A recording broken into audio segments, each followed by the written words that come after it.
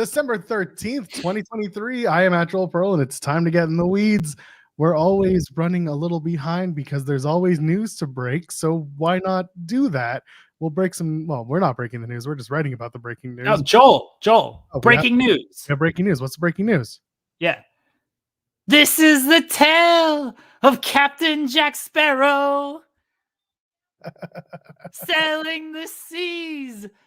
Wait, I messed that up. What's the lyric? Sailing something seven seas. Boy, you really threw that reference on the ground. Pirates so brave on the seven seas. Anyway, you know why we're here. You know why you're here. So hello, and leave a thumbs up on the video. And of course, subscribe to us here at youtube.com/FightfulOverbooked. You can donate a super chat any amount, get your question statement read on the air. We'll talk about it again in a few minutes. But as always, Jeremy Lambert is here. Hello, Mr. Jack Jeremy Lambert Sparrow. Now back to the good part.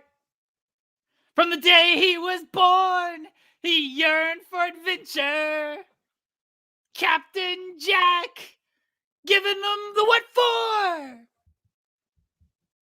That's anyway, all we're talking about today, right? Jack Sparrow. Yeah, no, that's pretty much all I got.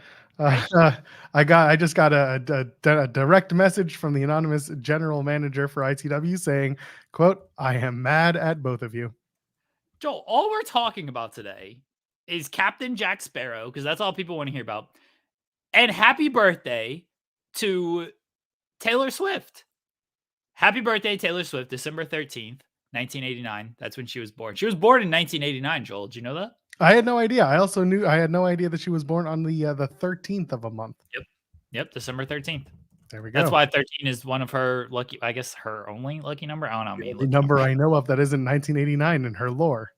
Yeah, yes. So anyway. December 13th. So Jack Sparrow, Taylor Swift. That's all we're talking about today.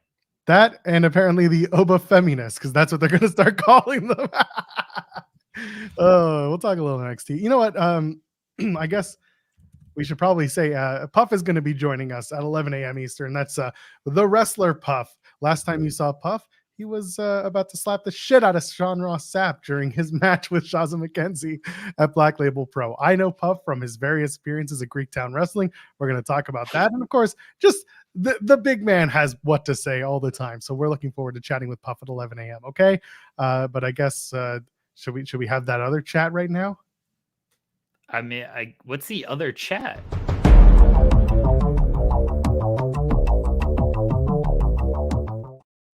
The Z Zone is here. Hello, Andrew Zarian. Good morning. How are you doing, Andrew Zarian? I just want the year to end. I literally had to turn off Twitter yesterday on my phone because obviously David Meltzer put out a tweet yesterday. Oh boy. And of course it has to do with TV rights. Yeah. And apparently I am the one that they come to for Warner Media questions. Apparently this is I you know, it's funny, as I'm saying that now I'm getting text messages asking me exactly what I'm complaining about right now. So I don't know if they're listening to this show or this is just a coincidence, but oh my God, my entire afternoon was derailed. Well, can you fill us in? Can you give us any scoops? Where is Raw? Is Raw going to be on this network and we just don't know about it? Yeah, Raw's going to Fightful Select. It's just going to be a pay-per-view from now on. Yeah, and you know what? Damn that Sean Ross Sapp for putting it behind a paywall. Listen, man, $5 is what Raw generates. Then you should probably pay it. Okay. I don't have an answer. I actually pretended to be a journalist yesterday. That's awful. Yeah, I literally pretend because that's what I do. I pretend to be one, right? You guys do all the real work. I just show up. I tell the best of the best that all the time. I tell Sean that. I tell Dave that. But I don't know anyone that knows anything about this. Like I asked. I mean, I asked so many people. I even asked WWE. And, you know, those guys generally love an opportunity to bury that company. If there's any moment of fraction of truth, and nobody jumped on this, and everybody's like, I have no idea what that's about. So I don't know if you've spoken to Dave. I mean, let's try to I fill the did. people I did in. speak to Dave. Okay. I'm gonna try to fill the people in, so people who may not know what we're talking about. I want to get Dave's tweet correct here. So he tweeted, things are changing greatly. Let's just say things changed greatly with Raw negotiations from a few weeks ago, and Punk is a huge part of the selling point. Bless Dave, very speculatory on what he is talking about. But what a lot of people jumped on and assumed is that, WWE is talking to Warner Brothers Discovery to possibly have Raw on TBS or TNT. That was the assumption of this tweet. Are people correct in that assumption? Can you tell us what Dave said about So this? I'm not going to go into the specifics of what Dave said to me. Okay. Has Punk changed negotiation for Raw? Yes.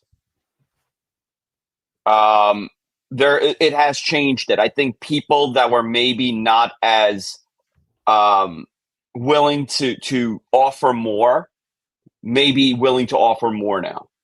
Okay. As far as WBD goes, I could only report what I know, and I have not heard anything of the sort that they're looking to put Raw on TNT or TBS, and that the AEW deal is over. Nothing. And to be honest, key people have not heard that either. What Dave heard is very interesting to me, but I don't know who he heard anything from. Like, he's not going to tell me like, oh, this person told me this. But is it a correct tweet? Sure, yeah, I would say that tweet is 100% accurate. Is it accurate as far as speculating that WBD and Raw are now in bed? I've never heard that. Okay. I'm not saying that's not what Dave alluded. I'm not saying that is what he alluded. I think there's something there. I don't think he was not alluding to WBD, but it was also a very safe tweet because it is factual. Well, this is where people get into the speculation stuff, and they get into the reading into something, and this is I've met Dave once or twice. I can't say I have any type of relationship with him. Just don't always just throw this stuff out there and then leave it hanging, and not, because this is Sean tweeted about this, like when people were doing the eyeball emojis, and if what I heard is true, get ready. And then it all happened to be everybody was up until 3 a.m. because everyone thought the Saudis were buying WWE, and it turned out that was nothing. But everyone was just speculating of like, if I heard this, either kind of like say how sourced it is, or don't say anything.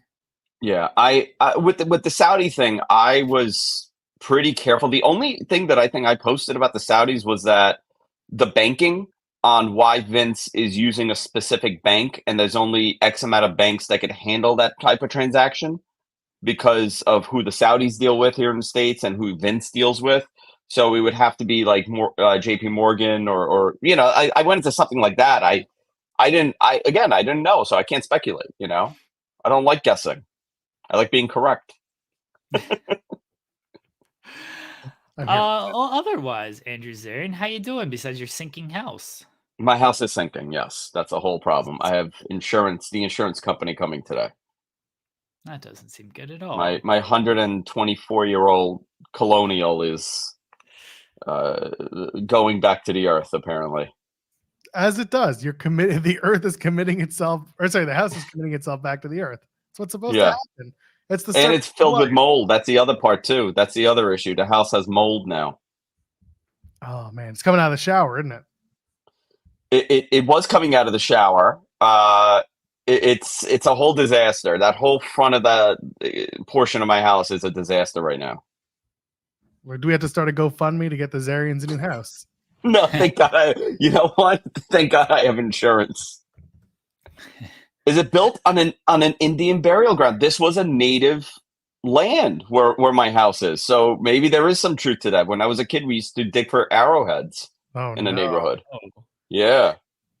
This is how it starts. Yeah. This is how it starts. This is the beginning of a Stephen King novel. A very important question from Chi-Town Spurs. I need Yes. Zarian's thoughts on Italian-American hero Tommy Cutlets. Oh, Tommy Cutlets is a true Italian-American hero, not only to Italian-Americans, but all New York and New Jerseyites. Aren't they called New Jerseyans? New Jerseyites. Okay, just making sure. You would know better than I would. Jerseyites? Yeah. You know, this is a thing, though. There's like everybody's making this like this is how it's like a New York thing. It's not just Italians. It's not. This is like a very New York thing. This is how we greet each other. We just do this. That's right. It's not, hey, how are you? It's, hey. Yeah. No, there's no words spoken, Joel. You just go like using that, the and everybody just gets interpretation it. of this. Yeah, it's the interpretation of this. Hey. I feel like you're setting up like the Sharks versus Jets here. It's just snapping as you're going to greet each other. Also a very New York thing. Yeah. What, stabbing each other? Well, that too. I was snapping at each other as you greet each other. Yeah, we snap at each other too. Hey, I'm walking here. Oh my God. So yeah, I my day was derailed yesterday, but that's okay. It's fun. Speculation is fun. Of course. You I know? spend 2 hours every other day speculating on garbage. That's how we get to Cody Rhodes versus Shinsuke Nakamura in a steel cage on January 1st. That's how we get there. We speculate, and then I tell you all it happens. Is it happening? I mean, it's not official, but let's face it. I've been saying it for the last 2 months. If it's not happening, I don't know what we're doing here. Well, I saw that post that CM Punk is returned to the Garden. I said would happen, and everyone was like, "He's not working house shows." I'm like, "He's gonna work the holiday." Of course, he's gonna work Of course, he's gonna work the holiday tour. Of course, he wants to be back in the Garden. Are you kidding me? Exactly. Listen, No. as any sort of performer to be able to perform in that building, it's a tremendous. I mean, it's a very important thing, and I think for him, listen, man, you know the guy had what a year he had. I mean, we talk about like the biggest names in pro wrestling. I think he did solidify himself there as probably one of the biggest names, one of the most controversial names. You know, is he a Hogan level big? No. Is he a Hogan level controversy? Sure. No, you guys are wrong because there's that clip from CM Punk in like 2005 where he said, I don't really care about working the Garden. So everybody needs to understand that his opinion and thoughts in 2005 still hold up 20 years later. He's a changed man, Jeremy Lambert. Everybody I do find it full of change. I do find it hilarious that people like it. He legitimately said this in like one of those shoot interviews years ago with Samoa Joe. He's like, yeah, I don't care about working the Garden. Because he was working in front of like 200 people in front of ROH and probably never thought he was going to get signed at that time. So yeah, he probably didn't care. That clip is what, 2004, 2005, 2006? No, 2004 probably. Yeah. That's the infamous Kojima shoot interview. Lariat. The best. And he freaking did it. You know, he gets so much crap. He does, but I find him to be so entertaining. Yeah, in the ring, he's always been well, not always, but almost all the time. He's very entertaining. He's very entertaining. And again, like we talked about this ad nauseum when he was with AEW and the stuff was happening, and we were just kind of like, this dude's just miserable. And he's always been a bit of a curmudgeon, and now he's back. And if nothing else, whenever he's in the ring, he's at least trying to make you talk about him, and that's fine. I think he was especially getting sick of being talked about when everything that he was doing was talked about from outside the ring's perspective. Now we get to talk about it in a controlled environment where he's in WWE and he hasn't punched anybody. Very controlled. Yeah. Well, it's been 2 weeks, and that's positive. Yeah, that's growth. Andrew Zarian. Yeah, that's growth. He hasn't prevented any producers from appearing. You know, showing up to the building. He hasn't lost his mind over broken glass yet. I'm telling you, when him and Austin have their match, They have to do the glass shattering, and Jeremy mentioned this on another show, on another episode, where Smart he man, uses real Jeremy. glass, and the glass shatters, and it just triggers Punk, and Punk goes into a rage. Full rage. He just shoots on Stone Cold Steve He's Austin. gonna attack Austin right when the glass breaks. He's gonna be waiting for him when that glass. What was the date that Kane would lose his mind? May 19th? May 19th. Yeah. May 19th. Yeah, that's CM Punk's May 19th. It's broken glass. AJ breaks just shatters a glass cup, and all of a sudden he's having flashbacks to Jungle Boy just insulting him on live TV. Not even on the pay-per-view, on the buy. I mean, you know what is? I mean, listen, now that we could maybe a little bit look at the humor in this, because it's so absurd and ridiculous. How ridiculous is it that Jungle Boy, that was a catalyst for him that was his final goodbye. That was it. Maybe moment. Maybe CM Punk just really, really preferred Melrose Place. Listen, I was a big Melrose Place fan too. Maybe he hated 90210. Yeah, I always preferred Melrose Place over 90210. I did like the new 90210 that they brought back many years ago. It wasn't terrible. Where they were all like teachers in the school. Isn't that the one? Yeah.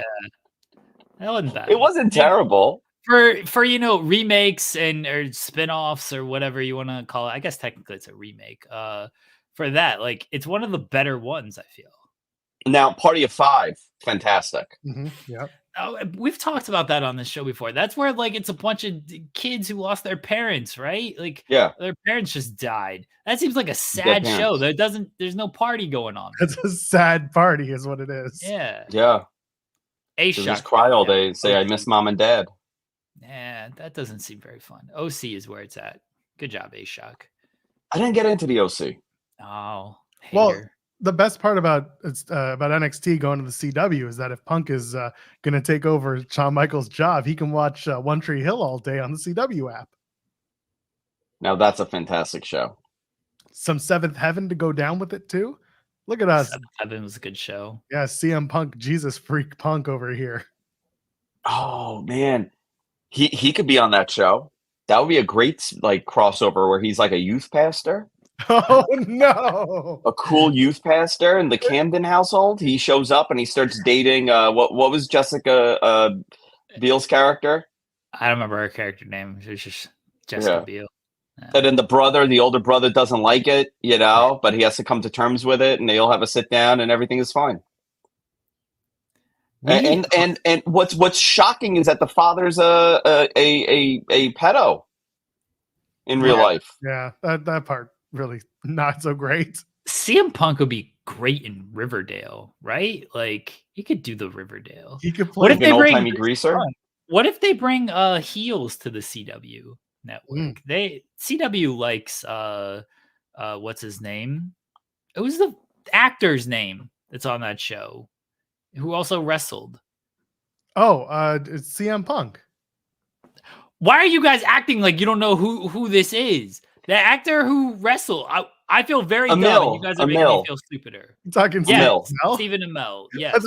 I thought this was a bit, and you were going for CM Punk. No, Stephen Amell. They like him. They did Green Arrow or whatever the show was. Cody Green Rhodes' Lantern. best friend too, so there's a built-in storyline right there. Yeah, so they can put that on CW. They can put heels, save heels. CW would be a babyface network if it saves heels. People like that show. I never watched it.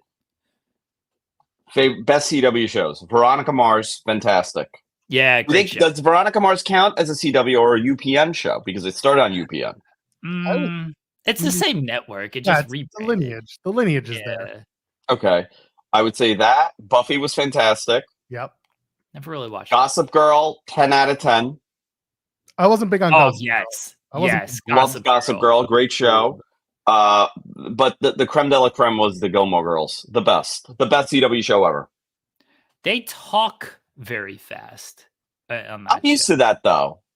I'm from the Northeast. I am now. I'm used to that. Sean, favorite CW shows, go.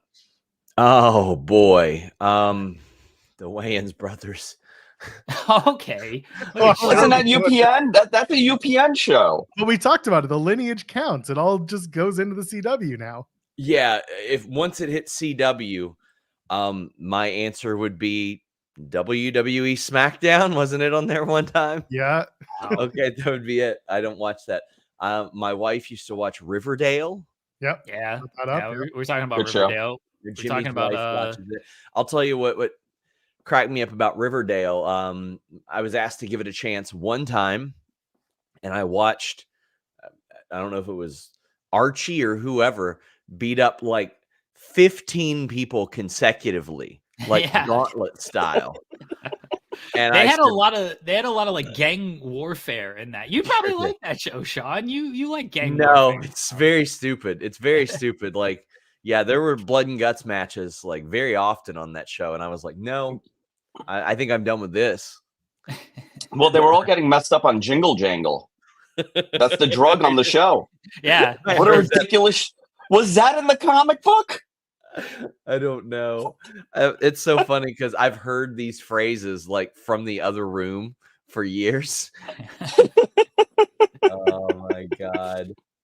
What's the other show that I hated that was on there? Oh my God. I can't even remember. It lasted forever. Smallville? Is it Pretty Little Liars? That's the one that I Oh, hated. Pretty Little Liars. no. Hated. Wait a second. Okay, it wasn't terrible in the beginning. It wasn't yeah, terrible, but it got so convoluted. It did get convoluted. Kind of like wrestling. Exactly. That's right. Exactly. So, whoops, sorry, didn't mean to do that, but he's right. Here's my theory. Like I'm a TV snob now because I didn't really watch TV until Burn Notice came on. Otherwise, I'd watch South Park and I'd watch sports and wrestling. That's it. I didn't watch a lot of TV. Then I watched Burn Notice and I thought it was the greatest show I had ever seen because I hadn't seen The Sopranos or The Wire or anything like that.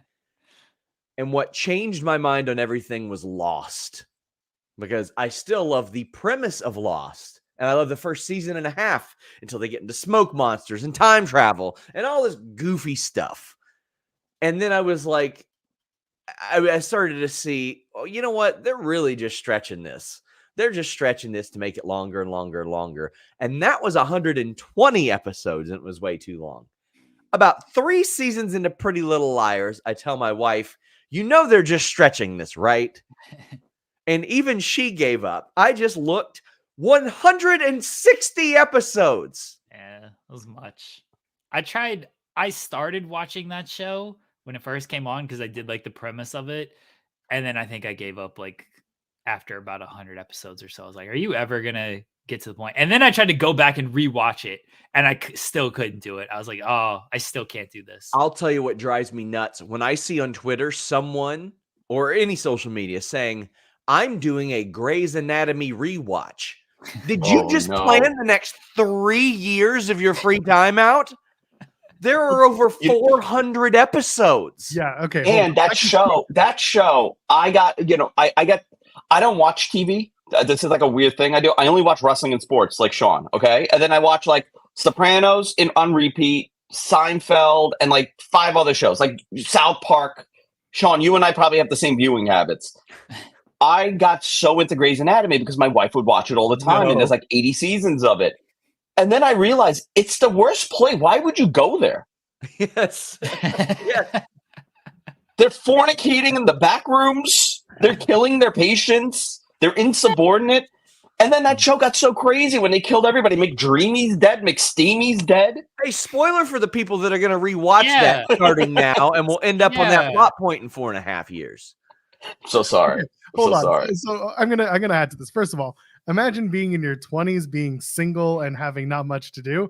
I did that with Law and Order rewatches, so I get it. I understand. SVU, but it has to be SVU. I was SVU at the time. And here's the other side of it. So my wife, who is a very passive TV watcher, will like have one screen open with whatever show, and then doing her work on the other. It's for some people, the rewatch isn't really watching at all. It's just background noise so that they can say they did it. I did rewatch Burn Notice. It is so funny because that was the first show that I liked. And they caught me after Raw. It was very, very savvy of them. It did work on me. But I stopped watching in the last season because I was like, this is getting really formulaic. Like, I see it. He gets a new boss every season, Monster of the Week, et cetera, et cetera. And I don't like the Monster of the Week shows where there's a new guy to fight. I already watched Power Rangers. I know the drill. Sean hated WCW Nitro early days. Oh yeah, that did suck pretty badly. Damn. But then a few years ago, I was feeling a little down in the dumps, and I was like, you know what? I'm going to watch something that I'm familiar with that I like. And I hadn't watched Burn Notice in so long that I forgot about it.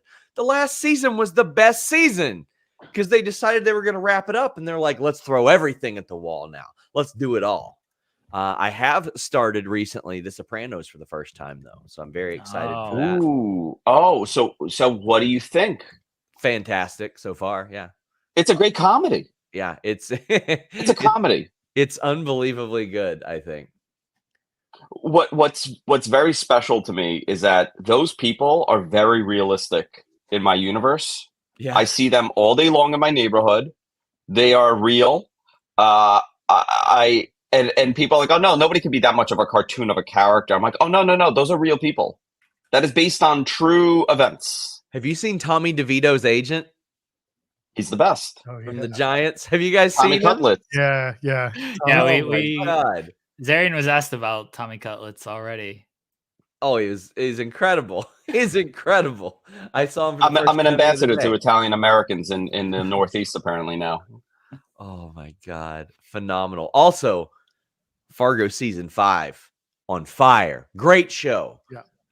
I've watched like the first 3 seasons, and then it Don't went watch away for a 4. little while. 4 sucks. 4's bad. Season 1, 2, 5, incredible. I'm in the middle of the 5th season right now because they don't let me binge watch it. Got to watch it weekly. It's incredible. It's very good. I'll just wait until the season ends and then just binge it. Yeah. Somebody asked when it started a couple months ago. Like, it's really, really good. It's got so many faces that would be familiar to people who are just general TV watcher, like people from New Girl and from Ted Lasso and Stranger Things, et cetera, et cetera. Good shit, man. Personally, was Stranger Things, another great show. Yeah. Another great show. No, Stranger Things went too long. That show. Is it still No, going? Last season was so good. Well, they're the strike kind of put everything in hiatus right now, but I think it's coming back this year. It was great the last season. I loved it. But I'm also biased. Like now I like the things that my kids are into. Like Monday Night Raw. someone So now coming soon to TNT apparently. yeah, I mean Sean, is it behind Fightful Select yet that they're going to TNT? No, because there was a lot of denials about that. But look who's in the chat. We got Puff, who who joined He's gonna be on us the show in half at an 11 hour. attacked me. Have you ever seen The Leftovers on HBO? I haven't, but Carrie Coon is one of my favorite actresses. She was incredible. She was actually in the 2nd season of Fargo. I think she's one of the best actresses in the world. Like, she's incredible. For the record, I this haven't chat seen will Leftovers. continue at 11 o'clock when he joins the show live. Is Well, it? We're I will gonna not have like be no around. wrestling talk on today's show. I didn't know I we talked about will- wrestling here. Yeah, I want him to rate my drop toe hold. Okay, we'll ask him. Okay. We'll ask him. Although, if you ask him about wrestling history, he'll tell you like he has no clue. I had to explain to him the Eddie Guerrero JBL border thing. So you might want to quiz him on some wrestling trivia. But anyway, you didn't make a comment about how I'm up so early. I woke up at the crack of 10:20 to be here. You Wow. were up at 2 a.m. messaging me about the Shibata article that I wrote. It's over the funny. It's weekend. very funny. But listen, it is an important day in my life. You guys know where some of you know where I was living last year, middle of nowhere. We had one corner store. Only after I left did they build a dollar store 5 minutes away.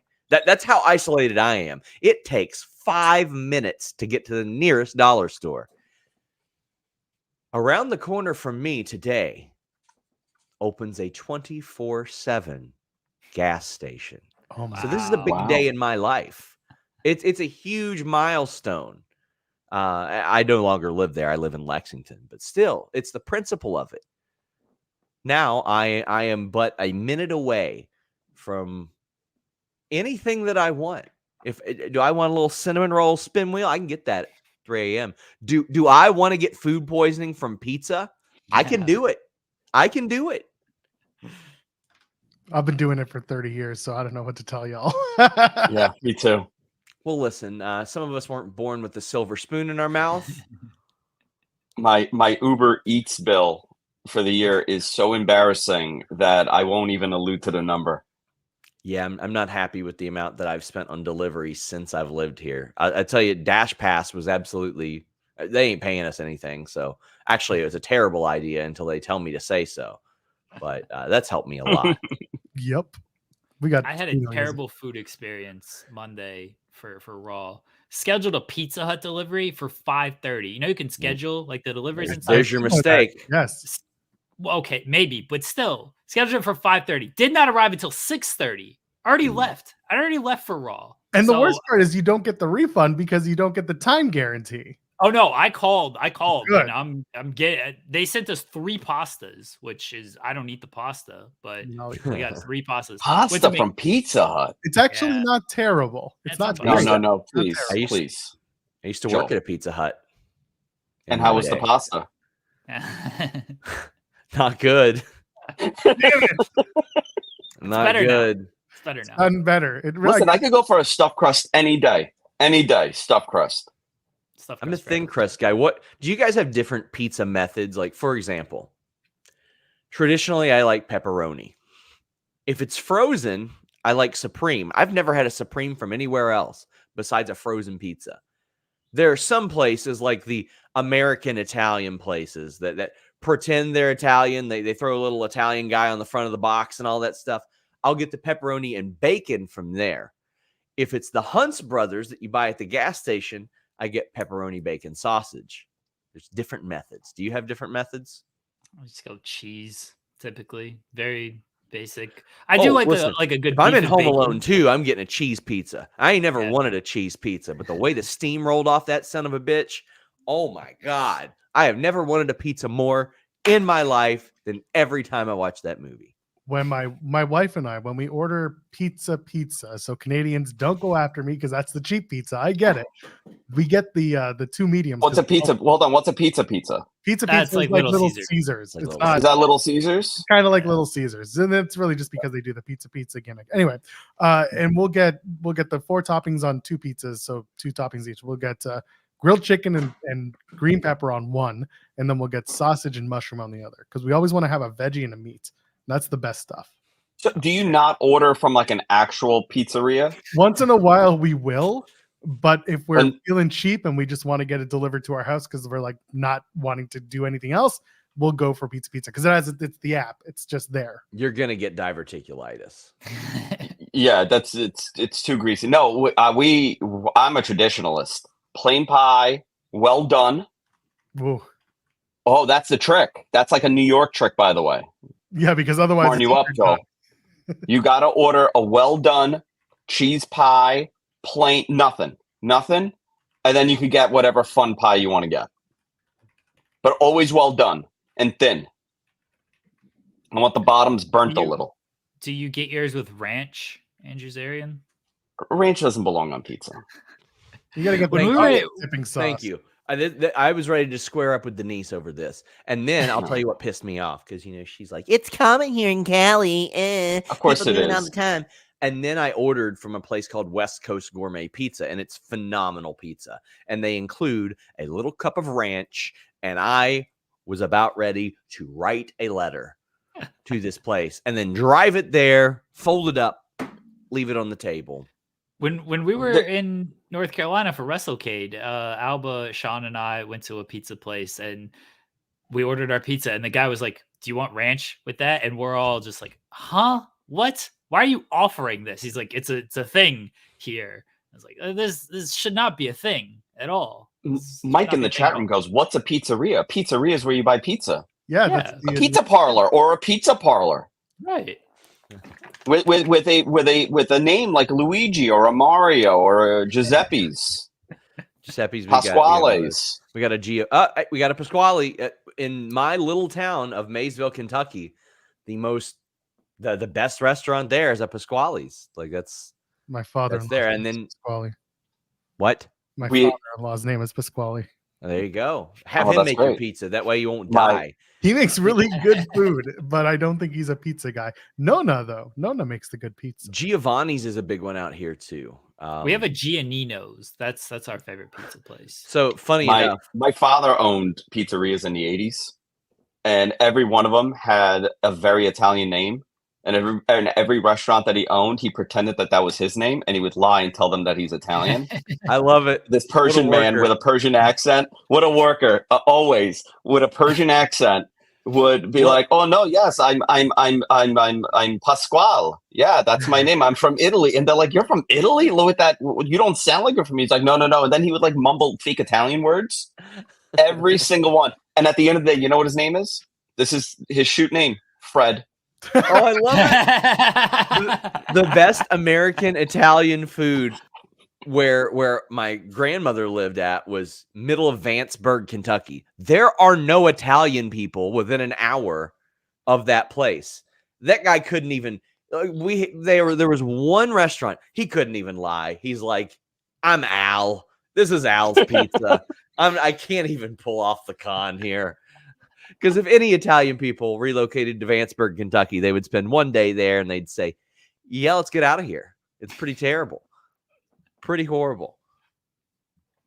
But I'll tell you what I'm doing. Even though I don't have to be in a hurry because it is a 24/7 convenience store. Live like me, you scrubs. I'm heading over there. Are you going to see if they... Oh, you actually... What? You asked me a question before I left. What was it? I was going to say if they had any Monster. I don't know if we can say that. They don't sponsor the show, but... I order those in like 12, 16 packs now. Yeah. It's more cost effective. Good Fair. Lord. Very I got fair. people on the internet claiming that I brag about being rich all the time, which I don't think I've ever done. But yes. You used to be so humble, Sean. Yeah. Yeah. So humble and thrifty. There was a few bucks. sinkhole at my Few house bucks, last and all of a year. sudden he was rubbing in everyone's face. Yeah, exactly. So ridiculous. I'm leaving. Bye, Sean. Bye-bye. I always get a kick when Sean shows up when I'm here. I get excited. I get tingly. Do you? Do you? Yeah, I do. Seriously, all the time. I get Is it very like- excited. Is it like the episode of Table for Three with Ryback and Dolph Ziggler and Bryan Danielson, where he calls out Ryback for taking a Cialis to impress Brock Lesnar? Of which I watched this week and You know came what, to the Sean? realization, the stunning realization, they can do a second one now. They're all outside of WWE. And there are few things that I would like to see more in 2024 than Bryan Danielson and Dolph Ziggler talking to Ryback. I am excited even thinking about the possibility. Starcast, WrestleCade, WrestleCon. If you put this on, I will go to it. I will promote it for free on my show. Please do this. Maybe we can make that happen if we scream it loud enough. See if it can See you happen. guys Ryback's not doing anything. He'd jump at this opportunity to sit down with Danielson and Would Dolph Ziggler again. I think we'd have to make Sean moderated though. No, you can't do a moderator on Table for Three. Like That's it's fair. just Yeah, I they guess. just chop it up. Sean can be like the waiter, just like going in and like That's serving the up one, the yeah. food. He gives them the steak. yeah, And yeah, then I can do Danielson- that. Guys, I have a serious question. Yeah. No, that's And I want to ask the chat room. Should I go to work today or not? Nah. No. No. Why would you do The tum tum is bothering me. that? Is it? Oh, I've been there. It's not fun. Yeah. Did you have pizza? Is that the problem? Do you have bad No, pizza? no, you know about my eating problems, right? Like I'm like obsessive about my calorie count and like working out and taking supplements to make me look better than I actually look.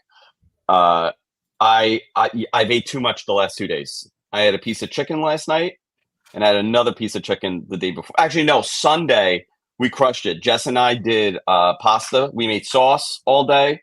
The kids made cutlets. We went through like 6 bottles of wine. It was a blast. Wow, the kids too, huh?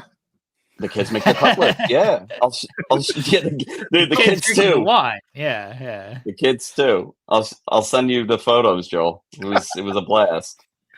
Oh man, yeah, 1,200 is enough. It's fine. that's a calorie joke. No one understands. Anyway, yeah. I'm big on the trying to stay young at 40. Yeah, good luck with that. How do you do your chicken? Because I also made chicken breast last night. Flour, egg, and then Italian seasoning. You know the breadcrumbs. Yeah, you do it you do it the breadcrumb style. Sometimes I do that. I Yeah, threw but you know what I got? Just made last night. We used almond flour to bread it. Okay, it turned out good. It was great. It was different. It was like it wasn't cutlets that she made. She made like more like with pepper, like the roasted red peppers on it and Parmesan. But the cutlets was we did a. Oh, I'll show you the photos, Joe. I'm gonna send you some. Yeah, send me those photos because I'm always looking We for did vodka inspiration. sauce. Hold on, I'm gonna send you Food my porn gabagool. photos over here. Yeah, I'm sending you gabagool. That was last night. Yeah, I threw my chicken breasts in the slow cooker with like a bunch of honey garlic to marinate and let it sit for 4 to 5 hours, and that was easy. That's all I needed. And then later on, you toss them on sandwiches, and they're delicious. You have an iPhone, right? I do. This is my food porn. Look at Remember, that. we had a whole go around about why Yes, my we did. ice was suddenly off. You changed providers one time. Now Yeah, I the sent you sauce pictures of my see. cutlets. The sauce I saw. The sauce you saw. Cool. Look at this. And the shirtless selfie. God, I'm getting everything today. And the shirtless selfie. Wow. Yeah. I said I send you a ton of shirtless selfies actually. Yeah, it's kind of the thing now. It's a little disturbing. I don't know why. I'm always inclined to show off my progress to you. Yeah, that's fine. I'm here to see it. I'm here to So celebrate. look at my pecs. I celebrate these things with my friends. I want them to be. You do, and so do I. So do I. I do that too. Someone's asking, when am I doing a cookbook? I would love to do a cookbook, but I have zero cookbookery knowledge. I'd have to read Renee's and then be like, Renee, can you just release another cookbook but put my name on it? And then that will be enough for me. Pile driver finisher says, screenshot this. Please excuse my son Andrew from work since his tummy isn't feeling well. Andrew's parents. Poor Tum Andrew. Anyway. All right. I have to. You know what? I think I am going to go to work. All right. That's don't take too unfortunate. I think long. I'm going to. Yeah. That's Yeah. unfortunate. I'll see you boys. Bye, Take Andrew care. Zarian. Toodles. Bye-bye. Well, that's the first 40 minutes of our show not talking about wrestling. Yeah, we didn't accomplish anything in that 40 minutes. That was great. Oh, yeah. boy. Now what? Well, we got like 12 minutes until Puff joins us. So, just hope Puff has a lot of wrestling he wants to talk about. But who are we kidding? Why are we going to talk about wrestling with Puff when we can talk about, HBO? Yeah, we're gonna talk about like television with Yeah. Puff. Who cares about wrestling? The show is going to be the one where everyone leaves a comment afterwards being like, they didn't talk about anything. You're gonna have to change the thumbnail, Joel, to like Gossip Girl and pizza. Like that's it. I'm just going to call this episode FMCITW. That's basically what it is at this point. Yeah, that's what this thumbnail is gonna have to be. Oh Yeah, I'm upset with Zarian too. Everybody in the chat, they asked for advice and Zarian just ignored it. Everyone said no, don't go to work, and Zarian's like, I guess I'm gonna go to work. Pile driver finisher wrote him a very real letter, Yep. and he's just not gonna use it. He's still gonna go to work. That's lame, Andrew Zarian. Can't take that from Andrew Zarian. We got to bring him back and tell him don't go to work.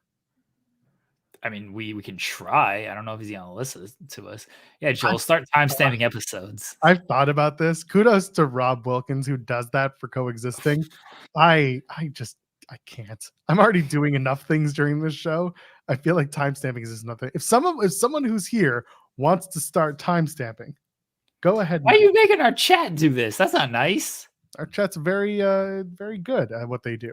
I mean, yeah, but like we're not gonna ask them to timestamp the episodes. That's not Right. nice to do. We'll just ask them to give us money instead. How's that? Yeah, give us money, everybody. Give us your money. You don't have to timestamp our episodes. No. Just You give us can money. if you want. That's helpful, but you don't have to. There's an You can AI start bot that does it too, that runs around YouTube doing it. I mean, good luck to this AI bot trying to timestamp this thing. Yeah, Brandon Cutler's not doing anything. Maybe he can do ours. He's wrestling. You know who can't do it? Kushida. I mean, maybe Oh. he can because like the contract isn't exactly like a full. Well, it's a full time, but like Impact contracts. Anyway, Kushida signed with Impact Wrestling. With TNA Wrestling. I have to get my mind in the TNA world now because it is TNA Wrestling in a month officially. but they announced today that Kushida signed a full-time deal with TNA Wrestling. It's a big deal. It's fun. Jeremy, what that stopped us from getting on the air on time today?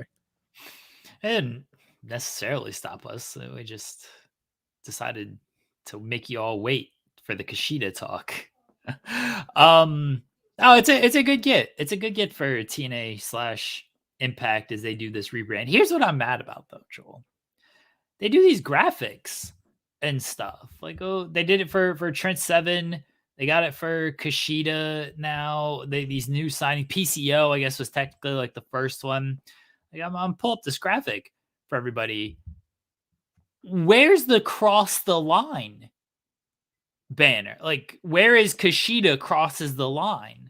Well, That's if you do it, the problem is then other companies will see it as a form of shots across the bow. no, fuck that. They did it first. They did were do doing it the cross the line banners way before is all in, is all elite nonsense. Yeah, but now the problem is if they cross the line, can they cross back over to like, I don't know, MLW appearances or New yeah, Japan it's a Wrestling? habitual line. They're all Okay. habitual line steppers. So they're all habitual line steppers. That Yeah. does make sense. I'm okay with that actually. I need more habitual line steppers in my wrestling.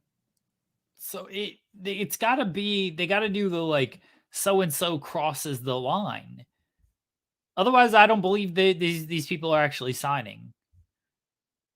They're apparently signing on the line. I need them to cross the line, not sign on the line. What if to sign the contract, you need to not sign on the line but cross on the line? Yeah, I'm Yeah. full with that. I mean, he did fine. have he used to wear that big red X when he won the Ultimate X match, and he was waiting to cash in at Bound for Glory. He would wear the big X with Kushida, so he was crossing the line. It is. It says the contract needs to say like Kushida cross here, and then he just puts the X on there instead of signing his name. It's very difficult to forge an X, so it's legit by you cross the line. I'm wondering. So when I was at Final Resolution last weekend, what's his face? Sorry, Scott Demore mentioned something about we've already paid the fine, but then he said the where F and back. So I'm pretty sure he was talking about this swearing on TV type of thing, even though it was off the air, and I think he was just making a joke. But then after he says the where F and back, they play the cross the line music, and I thought maybe the fine was that they didn't have the rights to that music for whatever reason, but they do. So maybe they got to bring that back, man. Well, They got I to. think they are. I think they're going to do it at least for Impact taping, like for Impact TV show shows. They have to, man, because everybody's doing what everybody's doing. Everybody's doing their own thing. I be doing what I be doing. I be doing my thing. It's a banger song. It is a banger song, especially when you start reading the lyrics out.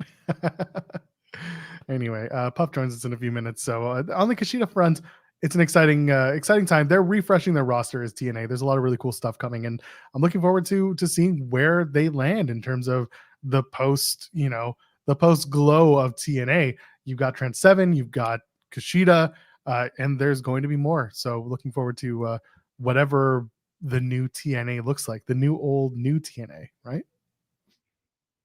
They won't bring back the 6-sided ring because apparently it hurts the wrestlers. Like, by the way, when Sean was here talking about the match with Shaza in Illinois, he mentioned that the upstairs to the venue had a second ring, and apparently that was a 6-sided ring that's up there. First of all, those things are where, why, what? Why is there a 6-sided? We can ask Puff about this. Puff is a good idea. He is. Yeah, he was at the show because why is there a 6-sided ring at this event? Because that's not a commonly used ring anymore. Everybody's cowards. That's fair. My wrestling promotion would have 8-sided ring. Although UFC called an octagon, buddy. Yeah, UFC might sue me for that. UFC might sue me. So I don't know if I get I'm gonna make a triangle ring. That was a Triller thing. They did it with the boxing. I don't want to do it in boxing, by the way. I feel like a triangle ring would be tough. It'd have to be like really big. Yeah.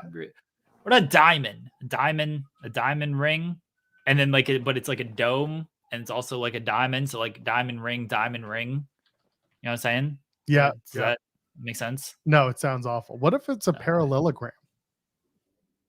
And then just two. I don't know what a parallelogram is. It's the slanted triangle, like the slanted thing. Oh, Yeah, I that. don't know. I don't know about that. Let's ask Puff. Do you want to do the bit? Yeah, this is Puff. Puff, if you're ready, do you want to give us a thumbs up? All right, he's giving us a thumbs up. That's not a thumbs up. Thumbs up. I don't know if his audio's working. No, that's not a thumbs up at all. Oh god, ladies and gentlemen, There the we one, the only, the person who wants to beat up Sean Ross Sapp probably more than any of us here on this channel. Fantastic wrestler, and it's Christmas time, so it's almost time for him. But for now, Puff joins us. Hi, Puff. Hello. Good morning. Hey, How are you doing? I'm here. I'm tired. I'm sick. I don't know why Aw. listen, my brain doesn't work properly. So when I was tagged in these things, I was like, hell yeah, I'll do it. I'll do everything. I've been super sick. There's been COVID in my house. I've tested negative right now. Knock on wood or whatever the fuck. Oh, can I swear? Yeah, we're like an hour in. You're fine. Oh God. And I'm like, my throat is very sore. I have a cough drop in my mouth right now.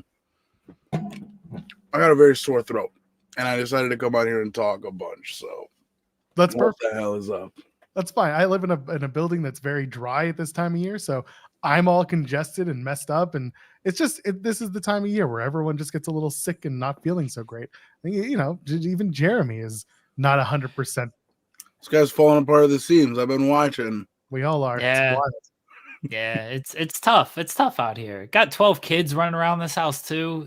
I don't know what they bring home from Too school many. and activities. It's brutal. It's brutal. Unbelievable. Just have the one. Listen, let's get right off the hill. I gotta ask.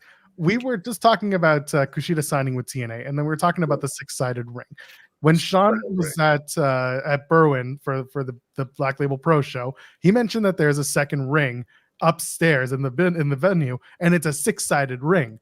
What's the deal with that? Because that's not something you commonly find. I have no idea what the deal with it is, but it is a thing and it exists. And the first time I went to that venue, I went upstairs to the locker room and I was like, oh, do you guys know this locker room has a big ass 6-sided ring in it? Where was I supposed to put my stuff? It's just this big room with a 6-sided ring in it, and no one's using it. Apparently, somebody trains wrestling there in a 6-sided ring. I don't know exactly what the deal is with it, but it's there, and I don't know. You got to talk to the people at the Berwyn Eagles in Berwyn, Illinois, because other than that, I got no answers for you. It's just there, and I don't know why. Can we find out who stole the original kendo sticks from the Berwyn Eagles? That's a mystery that'll be left. You got to answer to God for that one, because no one's going to be able to tell you. How do I get my face not? Oh, my God. I don't want my nameplate over me. There we go. There we go. All right. You can still see Puff. So Ross Sapp running away. Okay, hold on. You got to ask the question again. Okay. You correctly prevented Sean Ross Sapp from running away at Black Label Pro and helping out Shaza McKenzie. Why do you think he's such a coward? I think it runs in his blood. I think his genealogy is weak. I think the Ross Sapp's family tree is full of weak-willed men. Some what do the kids say? Sigmas. I think he's got a lot of Sigmas in his family tree. And it's just the way he was raised, you know. Papa Ross Sapp, coward. Grandpa Ross Sapp, coward. Great Grandpa Ross Sapp, coward. And it's just the way he was brought up. I think that's the reason. Ask and he shall receive. What's going on here?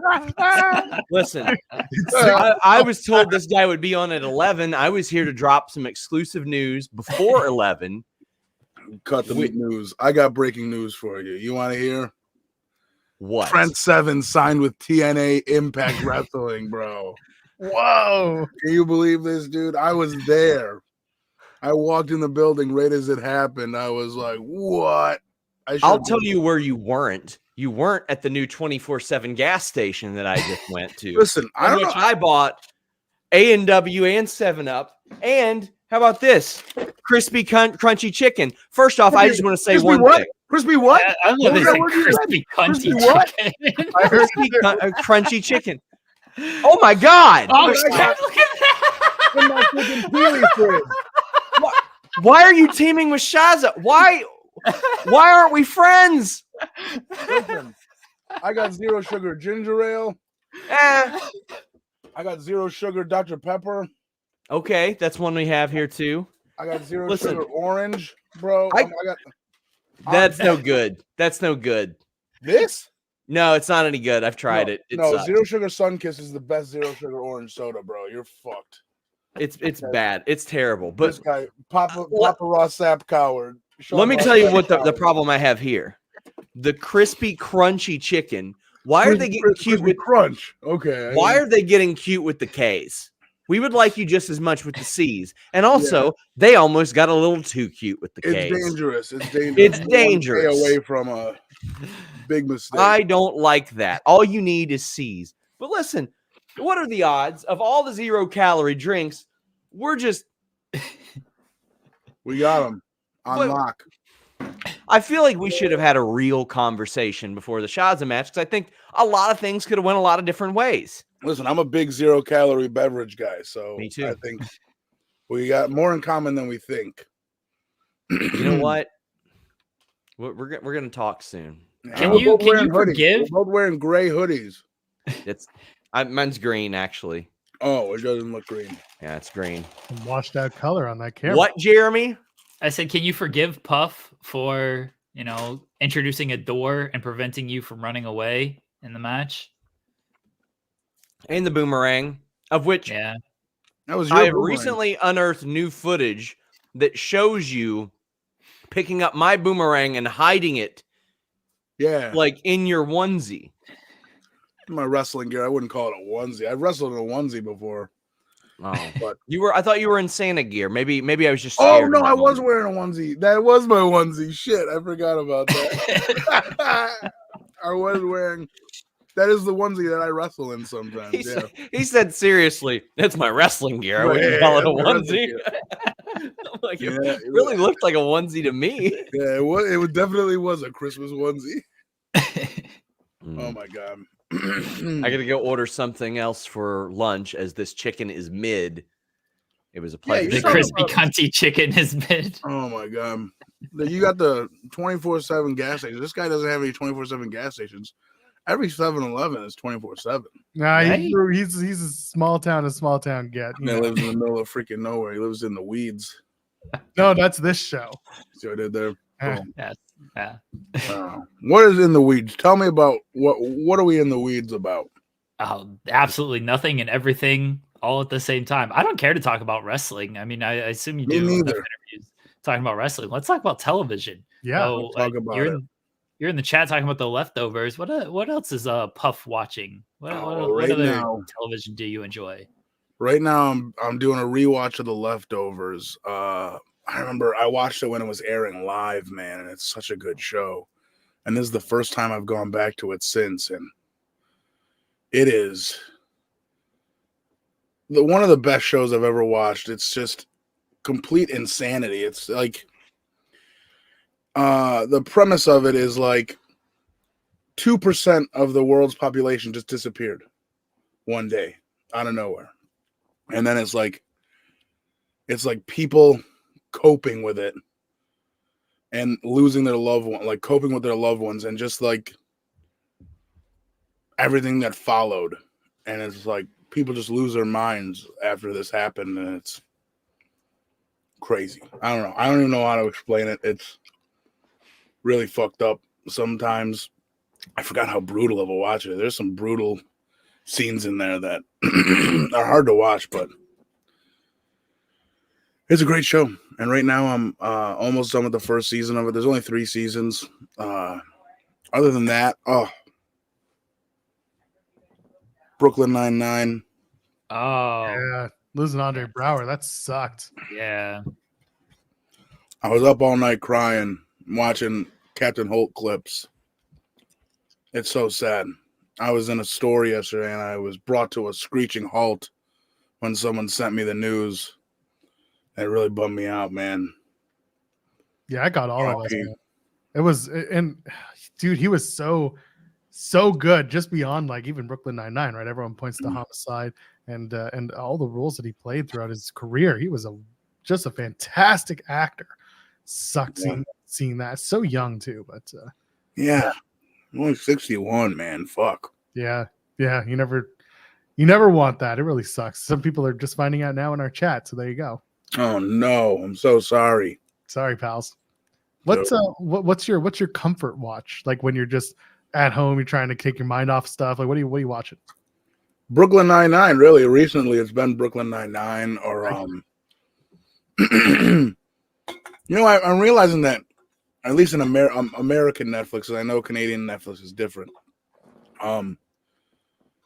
Netflix used to have all my comfort shows. It used to have The Office and Parks and Rec and New Girl, and those are shows that I constantly just throw it on background. It's just nice. And now they're all off of Netflix, and Peacock in America has them. Peacock has become the premium fucking streaming service that I watch. Because, pardon me, it's got New Girl, Brooklyn Nine-Nine, The Office, Parks and Rec. Is there anything else on there? They have the supersized episodes of The Office that I haven't really been watching, but I've watched a few of them where they have extra scenes in them. I think that's such a crazy concept that they put they've put out these new episodes of old episodes of The Office with never before seen clips in them. And I think that's pretty nuts. I've watched a couple of those, but Oh, I was big on Community. I got to bring that up. Community, dude. I never got into Community. I feel like I need to. Everyone's told me. So what's really good about Community is that it was good for the first 3 seasons, and then 4 they then retconned it, called it the gas leak year, and then 5. And then they did 5, and then they moved to Amazon, and the Amazon season was just garbage because Donald Glover had left, Chevy Chase was gone, but no one gave a shit about Chevy Chase on the show. But just those first 3 seasons, those are the ones you need to watch. It's a really funny show. It's really stupid, but really funny. Hell yeah. Shoot, I was gonna say another show and I totally lost it. 30 Rock, I feel fits that billing of that's also on Peacock. 30 Rock is a good show. Dude, Always Sunny. I still haven't watched this last season. But Always Sunny is just constantly fantastic. Yeah, our pal Steven Jensen loves that show. He hosts a few different shows. Shout out to the Trash Man. Frank. Yeah, the Trash Man. My spinning wheel from Twitch is in the way, but that is the Trash Man. You still doing the Twitch stuff? Oh yeah. I just this week I haven't been doing it too much because my throat and shit. But yeah, I play Fortnite on Twitch now, and Fortnite's taken over my existence. I can't stop playing it. Hence why I have a mini fridge with Peely, the banana character, and a little. Look at this motherfucker. A little man Fortnite character that stands with it because everything is Fortnite now. You doing the dances and everything? Oh, dude, always hitting the gritty. I murder 12-year-olds, then hit the gritty. You can quote me on that. And there's your article, Jeremy. Yeah, there's my clickbait headline. Dude, that's the song that they play. Oh, shit. Jeremy Lambert with the fucking Michael Bolton quote underneath you. Oh, yeah. Lonely Island? Yeah. Let's talk about SNL. Let's talk about SNL. You guys been watching SNL lately? Not lately, but I watched lately. Clips that are on. What's going on? What's Me good? neither. But I'm a big SNL guy. Sarah Sherman is on SNL, and there's a lot of some of the younger castmates they've brought on somewhat recently are very talented, and I think have potential to bring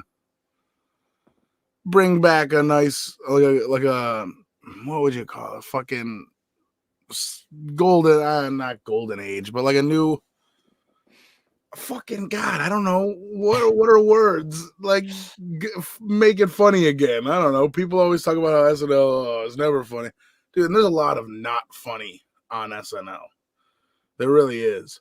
But man, those dudes, Please Don't Destroy. They do like the digital shorts on SNL now. They do their own like these little films. Those dudes are always laugh out loud hilarious. They did a original Kings of Comedy skit but it was them as children. And oh man, what are they? I don't want to butcher any of the jokes, but I just highly recommend you look up Please Don't Destroy original Kings of Comedy, because it's like them doing skits as children about just kid shit, but the cadence is it's very funny. I'm sorry, I'm going off track. I need you guys to cut me off. We haven't been on track, and we've been on the air for over an hour. So Yeah. There's a lot of funny younger people, like the newer castmates at SNL, that are very funny. That's all I wanted to say. Forget I said anything. Did you ever watch what was the movie? Oh my God, Hot Rod with Andy Samberg? I've seen Hot Rod. I don't remember it as well as a lot of people. It's not like a core movie for me. You know what I'm saying? That's my jam. That movie was like my whole existence. That and MacGruber. The MacGruber sketches on SNL at one point. Oh, I love the MacGruber sketches. I never saw the movie. The movie is dog shit. Don't bother. Oh yeah, I've heard. In theaters, not great. The Is there a wrestler in MacGruber? They did a whole. Jericho was in it, and Khali I think was in it too. Jericho and Khali. Dolph probably did a thing because when they did the Raw guest hosts. MacGruber hosted Raw. Yeah, and it was bad then, but then I saw the movie and I was like, wow, suddenly that episode of Raw was a lot better. Oh my God, that's ridiculous. What were they thinking? What were they doing? Dude, the guest host of Raw era rolled. It was so. I like my wrestling. It needs to either be the greatest of all time or the worst of all time. There's so much wrestling that's just like good. The guest host of Raw stuff, it was just some of that stuff was so bad that it ruled. Dude, Summerfest. Great. Yeah, Jeremy Piven, calling it the Summerfest and then getting slammed. You're going to have a match at the Summerfest. Dude, he said it so confidently. It's so funny. I always love that you could tell who was there just to promote their shit and who was there to actually like be a part of things and have fun. It was always great for that. Oh, man. Anyway, we've successfully killed an entire 15 minutes without asking about wrestling. That's pretty impressive. Yeah, we talked no wrestling. Ask me about wrestling. Let's bring it back. Ask me wrestling things. Say some nice things about Greektown Wrestling. That's where I get to see you predominantly. Dude, Greektown Wrestling is such a fucking fun-ass environment, or whether it be in front of the crowd, behind the curtain, in the locker room, whatever you want to call it, dude. I love Greektown, dude. It's so insane and so much fun. I've had a lot of crazy matches there. Had a lot of fun interactions with people. There's a really good crew in the Greektown locker room right now. Like Channing Decker, who runs it, obviously, former Greektown champion. He lost last show to Santana. Santana's a new Greektown champion. I think they're having a rematch at this next show on Boxing Day. Yeah, and Jerry Lynn's going to be the special guest referee. Jerry Lynn, freaking legend.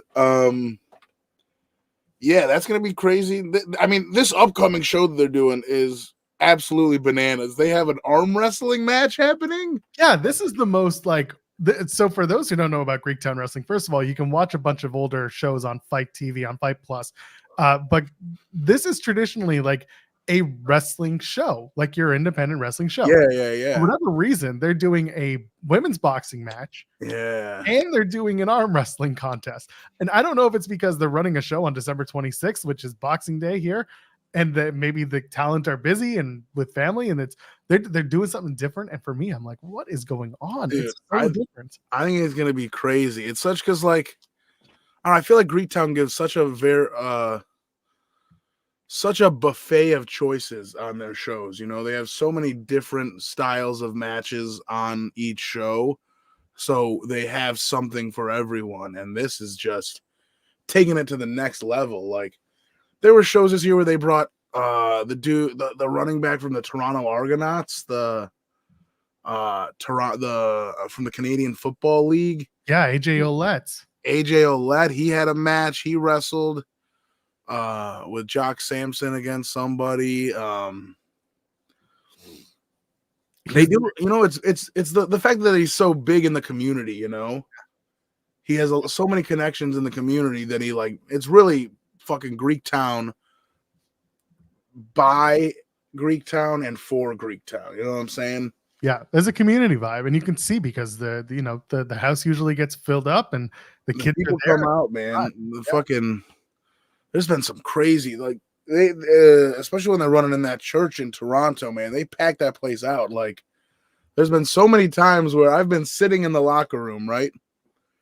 I'm sitting in the locker room, and people are running in and out of the locker room, and I start seeing less and less chairs, and all of a sudden, someone takes my chair because they put out a bunch of chairs for people to sit in, but so many more people come in and they need chairs. They're like, oh, we need chairs. They're taking the chairs out of the locker room because there's so many people coming to these shows that need to sit down. They bought a seat for the show. And I'm like, oh, where'd the chair go? Like, oh, they just ran and brought it out. Like, it's real when they start taking the church pews downstairs too. I've seen that. Yo, straight up, dude. So hey, help me with this church pew, and I'm like, yeah, oh man, yeah, it's packed, it's chaos. What do they got? They got Gus's hot dogs. Those hot dogs are banging, dude. So I don't know if you know this. I don't know if I'm familiar to you at all, but when I'm at Greektown, I'm doing interviews in the back, and I post up in the kitchen, and that's where myself and Tim, my bald-headed buddy with the glasses, we do our interviews in there in the kitchen with Gus.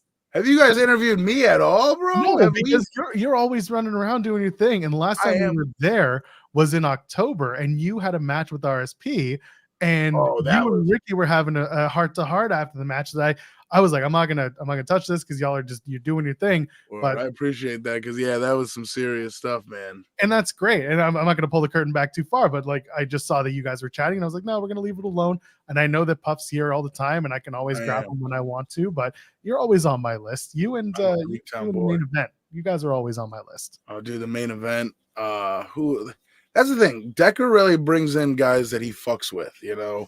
Like he travels down and wrestles in Pittsburgh, and he sees the guys that do well on shows in Pittsburgh, and he's like, you know what?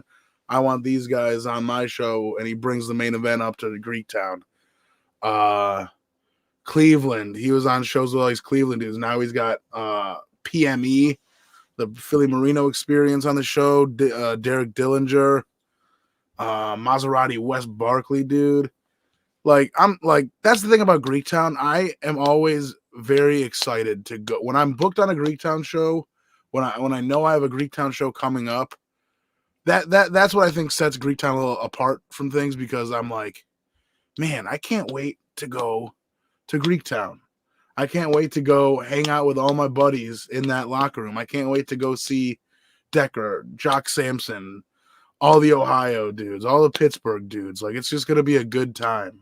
This is the match this is the one, Jeremy, you're going to want to take notes on for an article.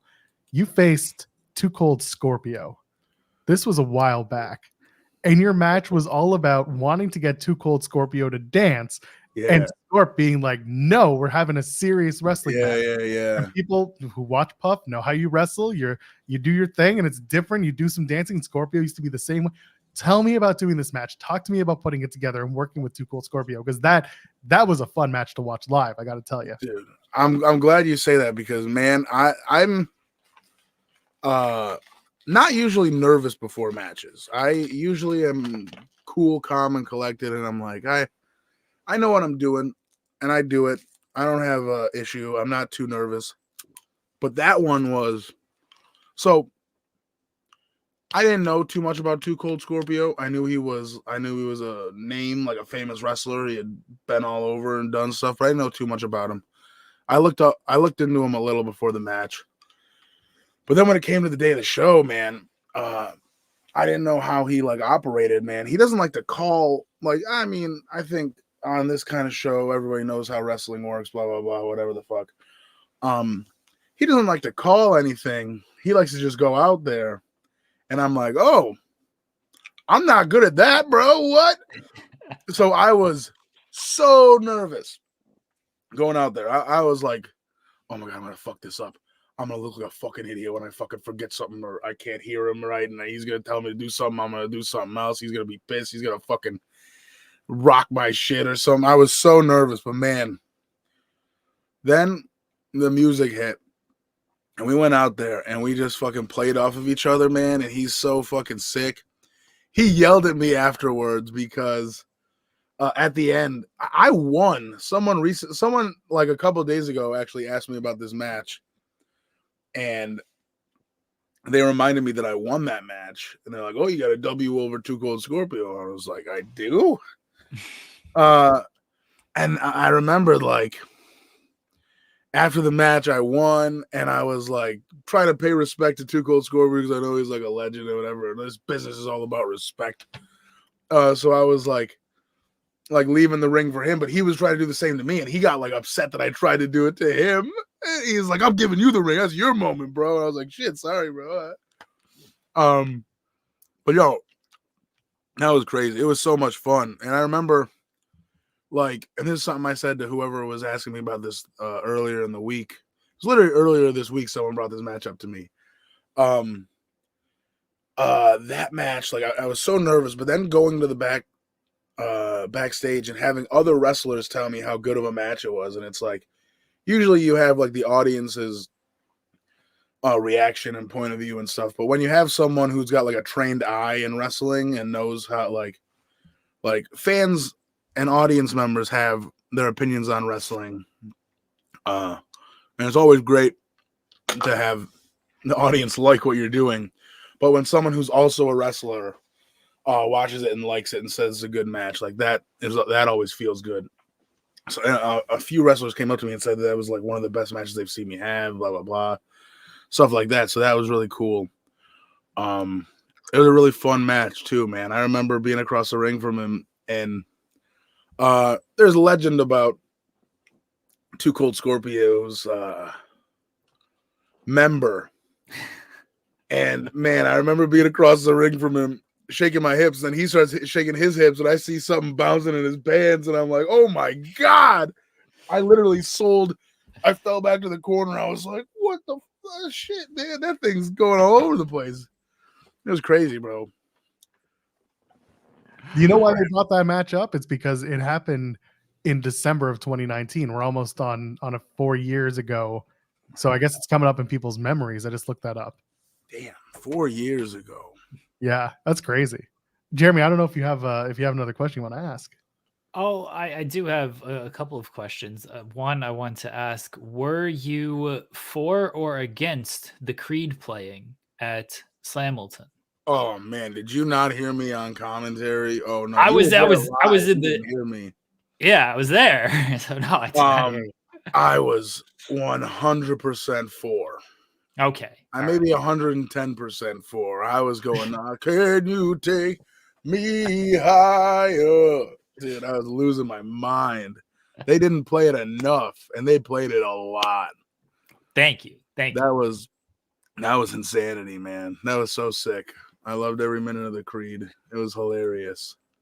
And then I would just want to ask about teaming with Megabyte Ronnie. Megabyte Ronnie's a pal, friend of the show, and working with him because we like Ronnie, and working with him not only in the ring but also what you guys could possibly get into outside of the ring with various eating that Ronnie likes to do. You know, we were teaming for a while, and I got us booked at a lot of places, man. But then circumstances happened. I think COVID happened and got us like. We were supposed to wrestle at Beyond. We were supposed to wrestle at Black Label Pro. I think COVID like stopped that multiple times because I just saw it was supposed to be a Black Label Pro Slamilton. It was I remember seeing the match graphic. It was me and Ronnie versus Gangrel and Effie, and I can't remember why that didn't pan out. I think it was somebody got COVID, but it was like we missed that match. We missed a match at Beyond. We wrestled together a few times though, like Lehigh Valley in Pennsylvania. We did a match against each other. We did a cinematic match the barbecue brawl on the 4th of July back in 2020. But yeah, I don't know. Since then, I'm gonna throw it out there. Ronnie kind of bailed on me. Oh no. Ronnie went to Matt Brannigan. He went for the hog and left me in the dust, bro. He went and started teaming with Matt Brannigan, and they started doing their thing. And, you know, I haven't heard from Ronnie since. Oh. Well, I'm sorry to bring up a bad memory. Now, Joel, end this on a happy note here. All right, here we go. Puff, we play a little game on this show called Partner Promo and Punch in the Face. Oh, I give God. you 3 wrestlers. You're going to pick which one you want to partner with in the ring, which one you want to have a promo off with, and which one you want to punch in the face in singles competition. These 3 guys are very near and dear to your hearts. They are your brothers from Buffalo. Hold on. Okay. What brothers are they? Because there's one that I don't talk about anymore. Is there one we don't talk about? Yeah, there's one I distance myself from. Oh boy. Straight up. If there's that's fair. If there's one that has tattoos, switch it out with someone else. Okay. We'll say Kevin Bennett. Okay, Kevin Bennett. Daniel Garcia. Let's have Brandon Thurston, Mr. WrestleNomics himself. Hell yeah. Partner promo, punch in the face. Oh shoot, man. I'm gonna go right off the bat. Garcia, I want to punch in the face. Well, all right. Because I've never been able to have a singles match with him on a show, and I'd very much like to have that. So Garcia, punch in the face. Now you got Thurston and Bennett. And it's crazy you bring Thurston into it because me and young Jay Lee just went out to dinner with Thurston for the first time in a long time. We got to catch up, and that was nice. I got partner and promo. I think Bennett and Thurston are both very good at promos. I like the way that Thurston delivers a promo.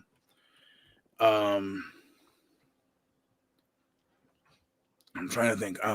Bennett, I have partnered with, and then he turned on me and kicked me in the nuts in Montreal one time. So I don't know if I want to partner with him. So maybe I'll partner with Thurston and have a Clash of Styles type team, and then promo off with Bennett. And I'll try to spit some bars against him. That's good stuff. And then you can kick him in the balls afterwards. Exactly. See, look at that. Turnabout is fair play. Boom. Puff, plug what you got going on. Thank you for joining us. What's happening in your world? Of course. What is happening in my world? I got a show this weekend in Cambridge, Ontario. Crossbody professional wrestling. Flip the script. It's a night of absurdity. There's some absolutely insane matches happening. It's this Saturday night. What is the date? December 16th? Probably. Yeah, it is the 16th. Yes, it is. There's a tag team championship fatal 4-way match with Santa Claus as a guest referee. I have an open challenge where it's a Jingle All the Way match, which is just Christmas insanity. There's a lot of Christmas fun. It's going to be a really fun, awesome show. And then they just announced Gabriel Fuerza versus Jordan Oliver, which is just going to be an absolute fucking banger. So if you're anywhere in Ontario, you should be at this show. Like straight up. The show's going to be fucking awesome. So definitely come out to that if you're anywhere near it. I got that this weekend. And then after that, I think my next show is Boxing Day, right? Let me look at my phone real quick. But while I'm looking at my phone, I'll be talking about Greektown Wrestling because that's on Boxing Day. We talked about it already. You know, it's there's a women's boxing match. There's an arm wrestling match. I don't know how any of this stuff came to be, but craziness. I think me and Jody Threat, Impact Wrestling's Jody Threat, are teaming up against Silesia Sparks and Carew. That's going to be a bunch of, when I wrestle, my main goal is to have a bunch of fun. So I will put out that guarantee that if you're coming to see me wrestle, I'm going to do my best to make it as fun as possible. So it's going to be a lot of fun. And then, Greektown on the 26th. Then on the 29th, I'm in Lehigh Valley for Lehigh Valley or Let's Hang Out, LVAC. Let's Hang Out. Look them up. Those are my favorite shows to wrestle on. I'm going to end my life in Bethlehem, Pennsylvania at some point. End my life, like retire. Like my last days will be. I've said it before on Twitter. I don't know if people have taken it the wrong way. I said, I think I've said, like, if everything goes to plan, I'm going to die in Lehigh Valley, Pennsylvania. But I mean that, like, that's where I'm going to spend the rest of my days. I'm not going to, whatever. But I love that place. I love those people. I love those shows. Lehigh Valley, Bethlehem, Pennsylvania. Go to LVAC. And then I'm going to be on a couple of Restival shows, but they haven't been announced. Come out to the Restival on the 31st. I'll be there. There you go. And you can find them all over the internet. It's Hook'em Horns and yeah. Rock and roll. Fucking. My Twitter is Puff the Wrestler. My Twitch is Puff the Wrestler. And my Instagram is Puff is God. All with one F in Puff. There it is. People, no matter how many times I say it, they put a second F. I don't get it.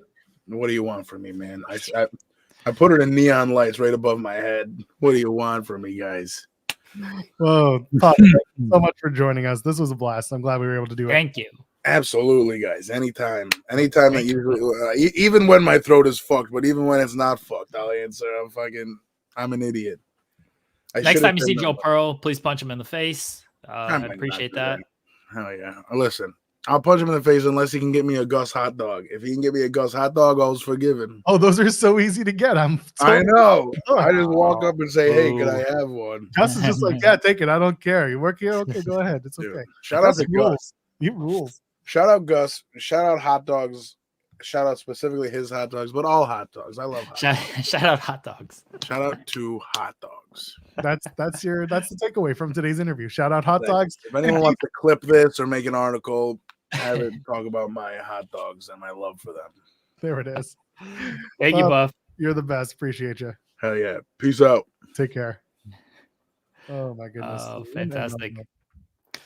Well, we got to spend like the last half hour of the show like talking wrestling. I guess we kind of have to. I mean, we don't have to. It's our show. It is our show, but I mean, I feel like we'd be clickbaiting the hell out of this thumbnail. Can I just point out, by the way, that CBPW show that Puff mentioned he's on, it also features and I quote, "Loser has to dress like an elf and sell hot chocolate at the concession stand match between D. Smith and Robbie Cosmos." That's the match I want to see. The kids want me to take up a hot chocolate stand instead of writing about wrestling for my living. So I feel like I should participate in this match and lose.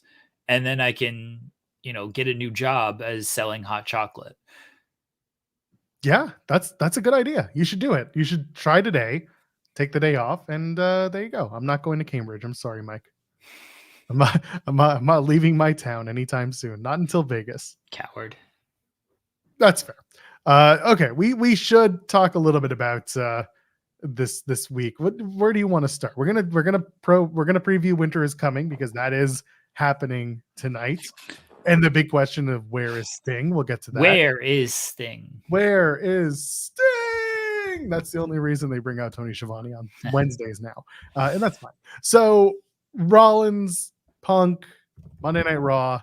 CM Punk decides the decision is Monday Night Raw. No shock there. And then out comes Seth Rollins wearing the same suit he confronted Roman Reigns in before the Rumble last year. Last year or 2 years ago, whenever they faced off. I don't remember. It wasn't last year. The year before. It wasn't this past year because that was Kevin Owens. So I'm pretty sure it was last year. Yeah. So it's 2022 Rumble. Yeah, 2022. So wore the same suit, same serious purple sparkly suit, and cut a very serious sparkly promo on CM Punk. What do you think of the promo? I personally enjoyed the start of where we're going with Punk and Rollins. So I was there, Joel. We buried the lead here. Let's get it. Jeremy went to Raw on Monday. energy was good. I don't know how it came across on television. Energy was good in Cleveland. Fans were hot all night. Natalia was super over on main event. So once I heard like the pop Natalia got for winning, sorry, main event spoilers, everybody. Once I heard the pop Natalia got for winning, I was like, oh boy, if they're popping, no offense to Natalia wrestling on main event, like if they're popping this big for Natalia on main event, imagine how this is going to sound like when, you know, we get to Jay, Drew, Cody, Seth, Punk. And so I thought it was hot. I don't know how it came across on television, but in the arena, you can definitely feel the energy on the show. Seth and Punk. So Punk comes out and he does the I'm home bit again, which he's got to know at this point, which rules, because he's got to know. And then so when Punk was doing all this, I was like, oh, I think Seth is going to come out, because Seth hadn't been advertised for the show. Like, it feels like Seth is going to come out. And then Seth did end up coming out. I've said it on this show, Joel. You've brought up that I've said it on this show. The winner of the Rumble has to challenge Roman. That's the big match, right? That's, if you don't challenge Roman, you look kind of foolish. You look kind of dumb. I still believe that to be true. CM Punk convinced me that if he wins the Rumble and he challenges Seth, it's not the dumbest idea in the world. Still not a fan of it. I still think Roman's the match, but this promo had so much heat and so much conviction and made me want to see this match so much. And Punk's closing line of like, might win the Rumble, might come after you. And because of everything that led up to this line, which Seth was fantastic in this, because Seth, you could obviously look, they're working together. They're professionals and stuff. There's still a lot of truth in what Seth was saying. There's still, Seth, I believe, a lot of what he was saying about why he doesn't like Punk and why he, doesn't want Punk to be around. I believe a lot of that.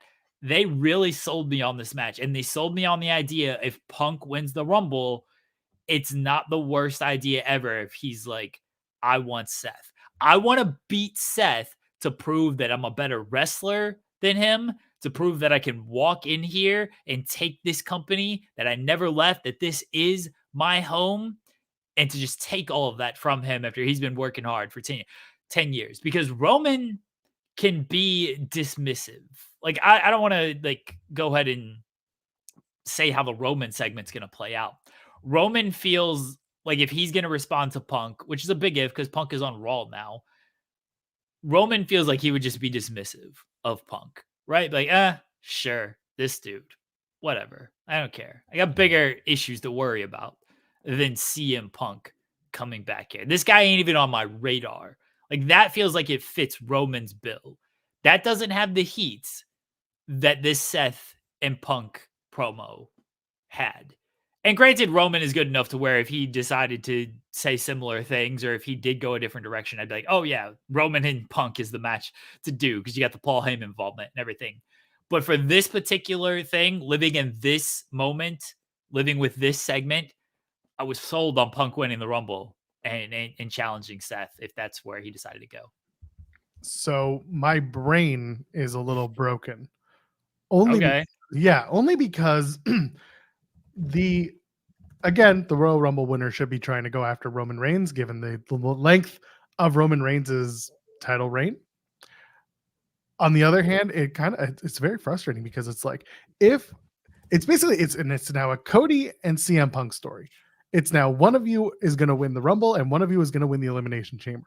That's kind of where it seems to stand, unless for some reason Elimination Chamber becomes a world or a WWE championship match, and they're going to put a roadblock in front of Reigns or Rollins going into WrestleMania, which is always possible, but it's kind of useless going into WrestleMania because you're not going to do that last minute switch of the title unless there's like a big reason to do it and a hotter match to do. Like Stone Cold Steve Austin joins the Elimination Chamber, and now it's going to be, CM Punk versus Stone Cold Steve Austin for the WWE World Heavyweight Championship. Probably not going to happen.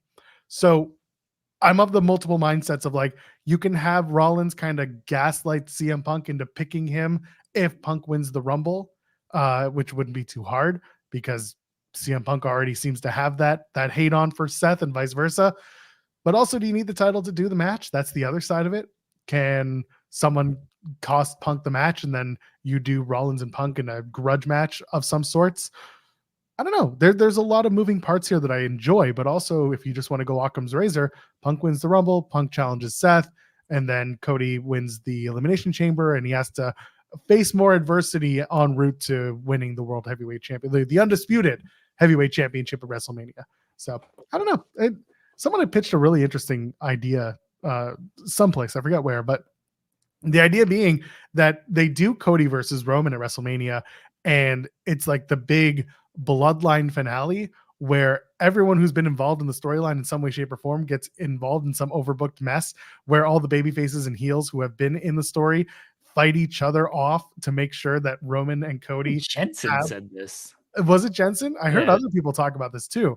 And like, it just becomes this big like blow off where it has to be Roman and Cody. Everyone else kind of like negates each other by fighting them off. And I didn't hate that. It's overbooked as hell, but at least it like wraps up everything that they've been doing for the last 3 years. But regardless, the Punk and Rollins stuff, I'm just conflicted because you winning the Royal Rumble should be going after Roman Reigns because that is the championship, the most important one.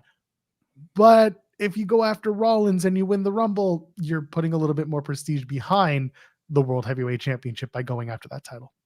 And that's the other thing is you do give it more credibility that the World Heavyweight title if Punk decides to go with that.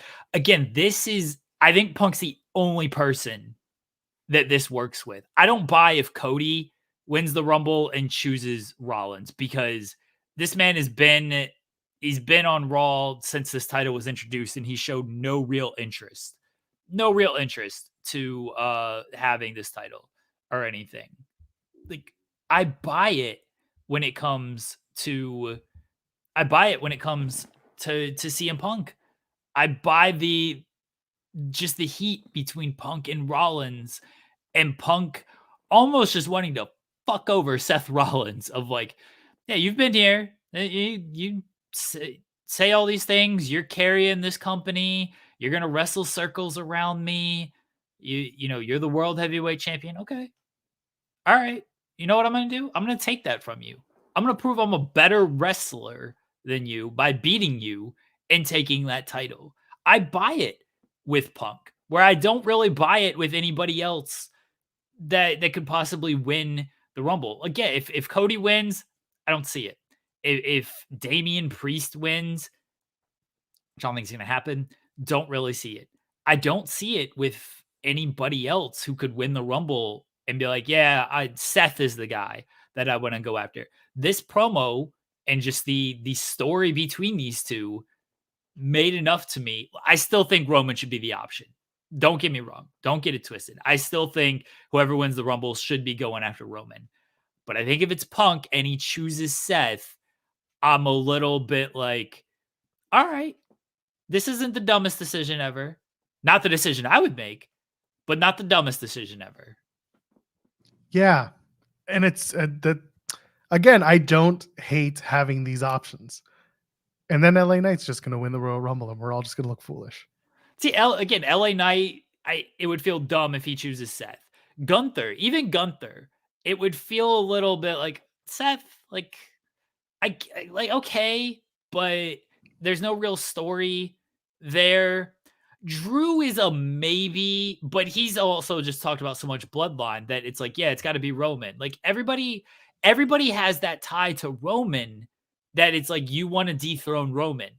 Where Punk doesn't necessarily have like what he doesn't give a fuck that Roman Reigns has this title for however long he's had this title for. I mean, he broke Punk's record, I guess, is like, but the record's broken now. So it's like, whatever.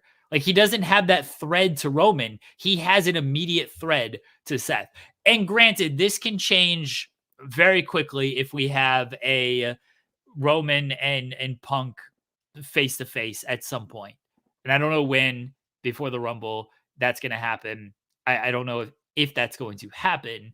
Roman is so good and Punk is so good that they can both be like, that they could sell me very easily. I'm like, oh yeah, Punk's got to choose Roman. Don't, Seth ain't even worth it. But like, again, living in this moment right now, where what we saw on Monday, I'm okay with Punk taking on Seth. We know the match is happening, right? Like, you're doing that match right now. They don't do that confrontation, then not deliver on this match.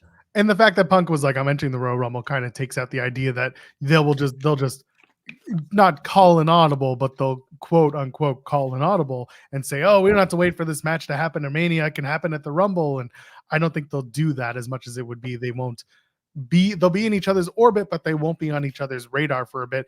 Drew, they announced, is going to have the world title shot on day one, which I told you was going to be a thing on the January 1st edition of Raw. So they're going to do Drew and Seth one more time regardless. And then Drew, if he really wants to, can refocus his Royal Rumble efforts on I'm going to beat Roman Reigns.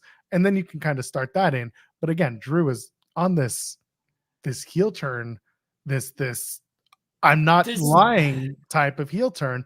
And he could then maybe be like, I'm going after Gunther. And Gunther's just like, you want to be real? I'll be real and let the two of them cook. But I don't know if that's the way. We've had Drew and Gunther, though. I know, that's the thing. We have done it. And what are you going to do? You're going to bring back Sheamus and just run back the triple threat? Like, I don't think you can do that a year later. Drew might win the title on January 1st. So we've talked about this before, about having Drew win the title and go and have Seth chase again. But we had Seth chase all the way to WrestleMania because the crowd loves a babyface chase. You don't have to do that if it's Punk, because then you have to chase to the Rumble. And, you know, now you bring in Drew and CM Punk because Drew doesn't care about finishing the stories, thinks that Punk is a piece of garbage, you know, human being and all that. You can set up a bit of a mini feud between Punk and Drew in the interim, and then Seth gets in there too. Not a match, but a mini, like a war of words. My idea is Drew wins the title January 1st. And then it's a short reign. He loses it back to Seth. Whether it's Elimination Chamber or Rumble is when he loses it back to Seth. Because I don't think he's the champion going into Mania. But I would not dismiss the idea of Drew winning the title on January 1st and having a short reign. And then it gets back to Seth before Mania. Because they got 2 pay-per-views before Mania if Drew wins the title on January 1st. You can get it back to Seth on those. So because Drew's thing was like winning the title in front of fans, right? So he wins the title on Raw in front of fans. He has it, and he loses the title in front of fans. Because we still don't know what's going to be up with Drew going into Mania with like contract stuff. So I don't think you're going to get like a long run out of it, because you got not firm plans, but you got plans in place for Seth and Punk at Mania. So I don't think Punk's getting involved in that at all. I don't know what. So Punk's having these matches against Dom on the house shows. I don't know if he's gonna wrestle before that on television. I don't know if Punk's gonna get like super involved in anything concrete that isn't really Seth until the Rumble. I kind of think they're just gonna keep doing. Here's CM Punk reestablishing himself in the WWE universe for these next really month, while, cause you know, one Raw is a best of anyway, cause it's on Christmas. And then you could just kind of do like Rumble stuff. You could just have them interact with various people like they've been doing. I don't think you need a super concrete CM Punk feud going into the Rumble, because the Rumble is the feud. So I don't think we're going to see him like do a big interaction with Drew. I think they can do a mini Drew and Seth feud heading into the Rumble. I wouldn't doubt that they do Punk versus Dom on the day 1 episode of Raw. Yeah, that makes sense too. Just lean into that. They've already had matches and they've been off TV, and you got to pop a rating for that episode. They're clearly trying. They're giving you a World Heavyweight Championship match. They're going to have an Intercontinental Championship match, most likely. I think they're going to put Cody and Nakamura in a cage. I've said this a million times. Like, it feels like they're building to something. They might even do Rhea versus Ivy Nile, given how things, you know, ended with the match with what's her face? Maxine. Dupree. I keep wanting to call her by her NXT name because someone was asking what it used to be, and that's Sophia Cromwell. So I always think back to Sophia Cromwell. Anyway, yes, Maxine Dupree, which is weird because nobody should be thinking about her NXT name because she was barely there. Yeah, so she anyway, was at like an episode. like 3 times. That's it. Anyway, yeah, but Ivy Nile did confront Rhea Ripley after the match, and so it looks like they might build to that. And they're gonna build this episode of Raw as like a big deal. So putting Punk in his first match in WWE since in 10 years, that'll be a big deal. That'll get people talking. And the fact that it's against Dom will do what it's supposed to do. It'll get a lot of people feeling a certain kind of way, and they'll want to watch Dom anyway. So that's where that is. But yeah, the Punk and Rollins stuff, the promo itself was really good. It was Rollins getting that clear first shot across the bow, and then Punk just being like, you know what? I'm still happy. I'm still good mood, Punk. Happy to be here. This is your one and only warning. Don't come at me again. But what's going to set off Punk is when Seth mentions his UFC career. That's going to be. I was waiting for Punk to bring that up because he was talking about the ghosts of Cleveland and everything. And we're talking about, oh yeah, I had the world title, and then I had the concussion and I lost it. I walked out in Cleveland. Like his real return to Cleveland was the UFC fight, and he lost. Like that was the real return, but he didn't bring that up, which didn't expect him to. I was like, yeah, dude, Cleveland sucks. Like, what? I'm with you, Punk. I'm with you. People, I recognize it immediately. I assume other people did as well. And then, of course, became a big thing of, I'm here to protect WWE, save WWE from you. Same lingo as Hangman Page, just didn't mention the workers' rights beforehand. But yeah, very same lingo, very, very much same story. Different context because Hangman was maybe shooting a little bit more than Seth Rollins was. But I do like that they are addressing that of just like Seth being like, you're here because this is your last chance, dude. Like, we all know this. Like, that's why you're here, buddy. And like when you inevitably blow up, I'll be there to show you the door. Like, it was good stuff, man. It was really, really good stuff from Seth and Punk. Really good stuff. I like the idea that Punk has a good deal with WWE, but not a great deal contractually speaking, because WWE has all the leverage and they can easily just be like, we're going to do this, but we're not going to do this. And you got to be on your best behavior. And if you prove to us that you give a shit, then we'll give you a better deal. We'll give you better pay. I would laugh if they were like, we're giving you an NXT contract. He was at NXT. He was at NXT last night, He was. And you've got Ibu helping him out. Yeah, you got Ibu from Wrestle Purist, like on the he wants Shawn Michaels job long-term track. People need to realize, by the way, if this is the way that Punk is thinking, this isn't like tomorrow speak. This is like after Punk is done being an active wrestler and when Shawn Michaels is ready to go be an empty nester because his kids are already 18 plus. So like I think people just got really, really weird about it because they immediately thought, oh, he came back to take this guy's job. This is going to take his job and it's going to be a big problem. It's like, no, it took your jerv, CM jerv. But instead, it's more like this is a long-term succession kind of idea. And then people are like, oh, I think he wants Matt Bloom's job. I was like, well, I don't care what he wants. Punk clearly wants to influence a generation, which is ironic because when he came to AEW, he wanted to do the same thing. And look how that worked out. But again, I go back to different cogs, different machines, different workout. We don't know how he would work in that machine. We've seen how it worked in the AEW machine in terms of like influencing talent, working with talent. Apparently he was, reportedly while he was backstage at NXT, he was watching footage, he was coaching, he was trying to be more hands-on with talent.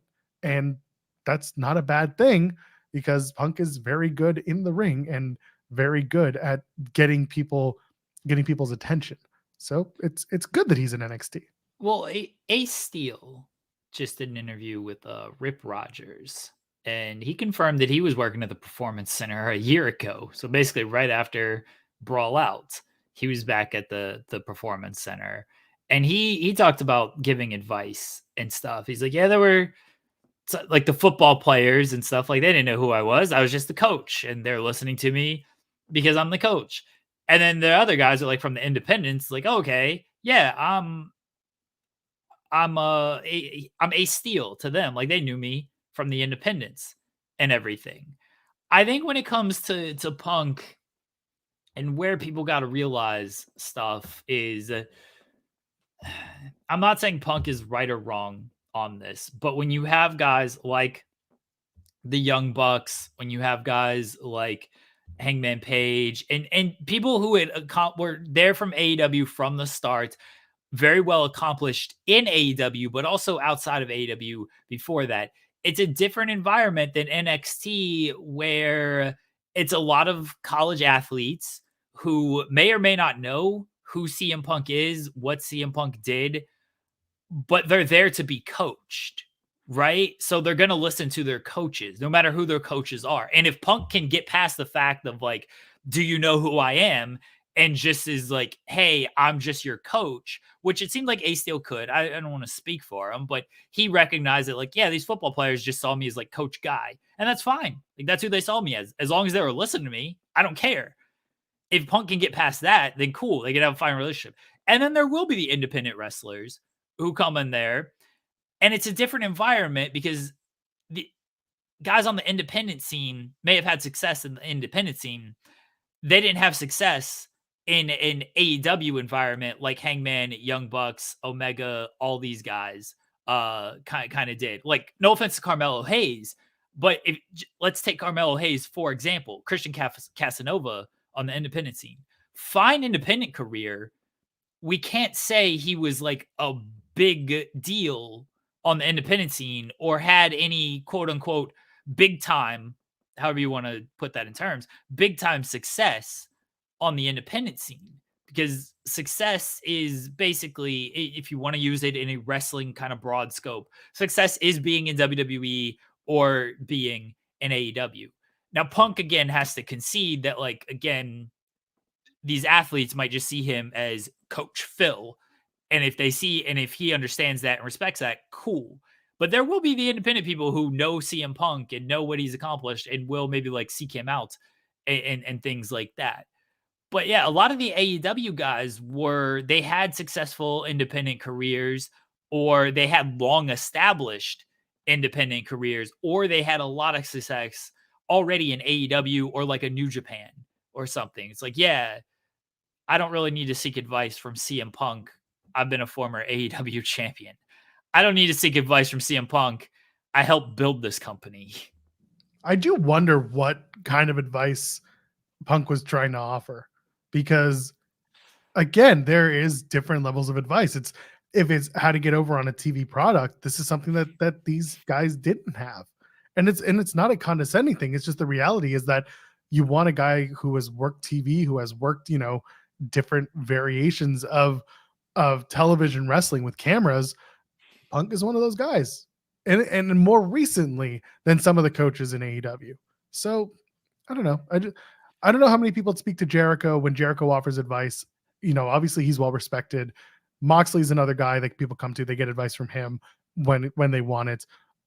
I don't know what the deal was with Punk. I don't know if it was that he expected people to take his advice. I don't know if it was the locker room leader stuff that turned him off or that turned people off from him.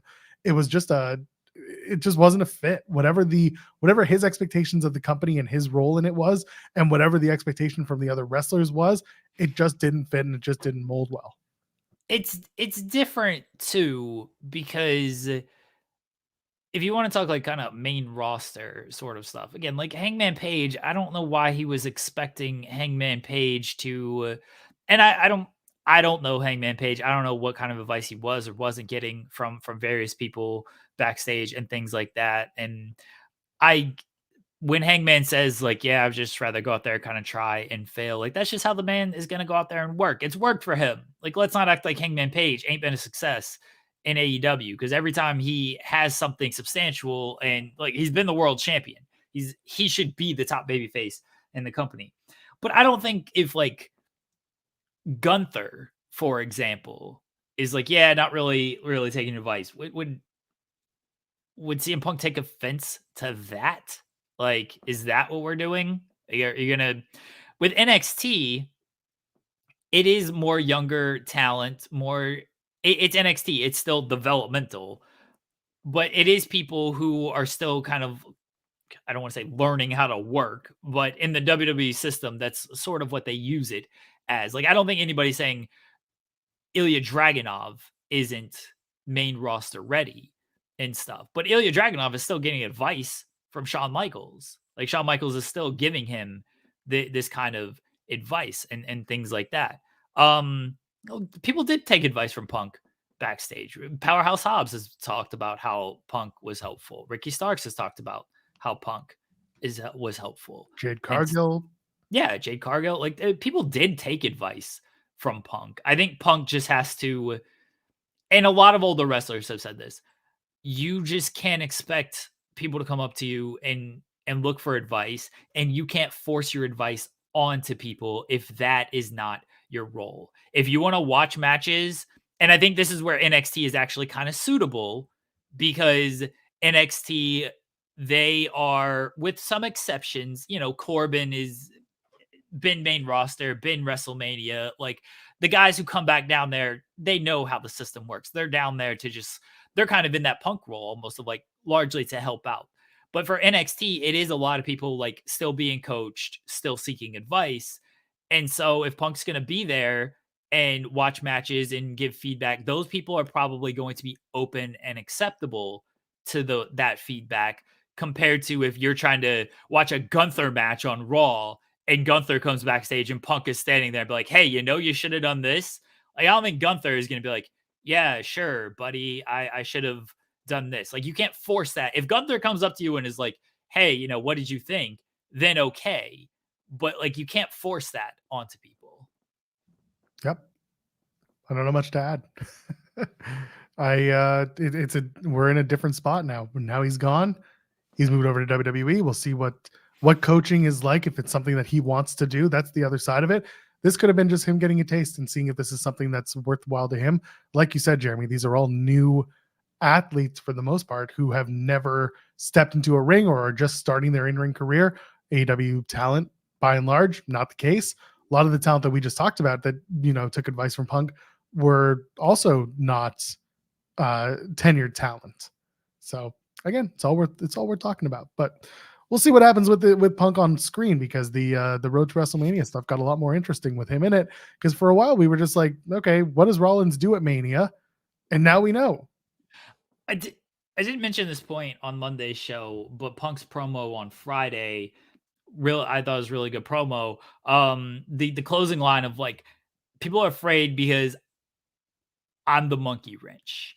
I'm the person who can throw all this off. And we have talked about this. Like, the only WrestleMania match I feel very confident in is Jay against Jimmy. Anything else, I don't know. And one of the reasons I don't know is because CM Punk is back. And it's like, you can slot him here, here, and here, and it all makes sense. And depending on where you slot him, other things got to shift around.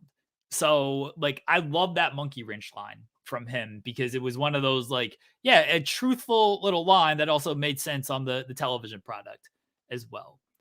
Like, the on-screen stuff with CM Punk has been good to me, and I've always liked him as an on-screen performer. I thought the stuff he was doing in AEW was great. I love there's less chaos with him in WWE because it just is a more controlled environment. I don't feel that sense of chaos. Cody was the same thing. Cody in AEW, I felt like I never knew what was going to happen when that guy was on screen. He'd just do the dumbest shit ever just to pop himself, and it ruled. And Punk would do some of the just dumb shit just to, get a reaction, and it ruled. It didn't always make for the best television, but I had fun with it. Now it's very clear, like, there's a purpose, there's a point. He's not going to be as chaotic, which sometimes doesn't make it as fun, but it's still good stuff on screen. Well, you know who's not going to be on screen this Wednesday, or at least not as of right now? It's the one and only Sting. Joel, do you want to play a game? Sure. By the way, shout out to that one guy in the chat who thinks Jericho put over talent in the ring all the time. Action Andretti's doing very well for him. He's doing great. Yeah, he's having a great time. It was a year ago.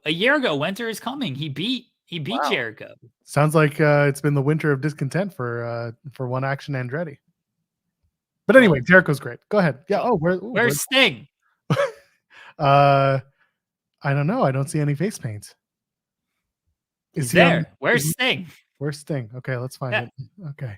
I feel bad for people on mobile. They won't be able to look at this. Is he in the booth? Is he in that checkered booth? Nope.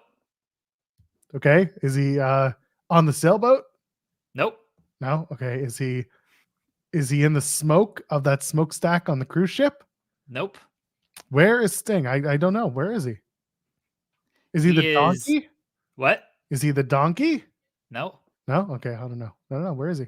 Joel, Sting is at the green towel at near kind of the bottom center of the screen. Do you see that green towel? Oh yeah, there he is. That's a poor Photoshop job. Good on you.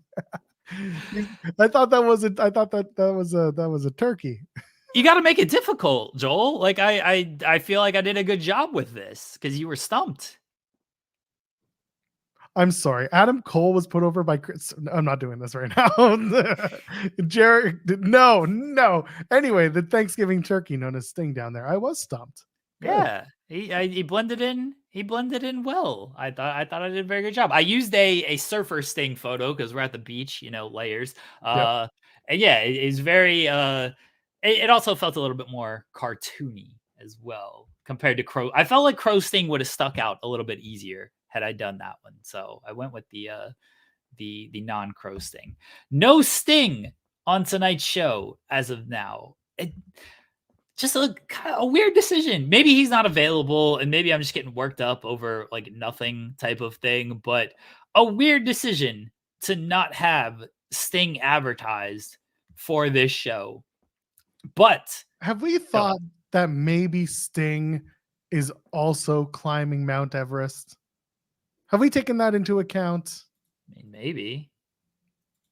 That'd be sweet if he was. Yeah, before he's done, he just wants to do that one time before he retires. Yeah. That'd be sweet if that's what he decided to do.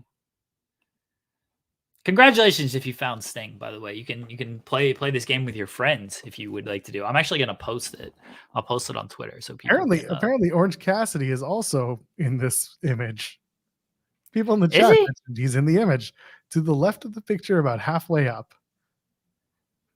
I mean, I guess. I see shirtless Orange Cassidy. I guess, or is it the guy wearing the jeans? Yeah, is it the one with the sunglasses or the jeans? Yeah, could be two Orange Cassidys. That's true. No, my God. All right, everybody. Sting might not be on the show tonight, but we still have a tremendous lineup for everybody tonight, 8 p.m. Eastern. AEW Dynamite live on TBS. Not only do we have great matches as the AEW Continental Classic rolls on, we have 5 extra minutes thanks to our great partners at Warner Brothers Discovery and TBS. We have 5 extra minutes tonight. AEW Dynamite Winter is coming. I just saw the image for the show tonight, and it actually says live 8 p.m. to 10:05 Eastern. Yeah.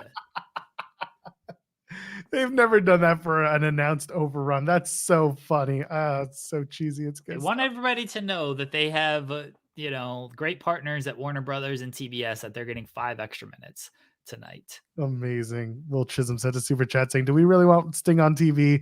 And Ric Flair going to think it's 1985. I don't want Ric Flair on TV. I want Sting on TV. Yeah, you know what? If you want to have Ric Flair, just have Sting walk down with the bucket of Rick's chicken and just be like, "Always here in spirit, big man." And then that should be it. Sting should be on the show.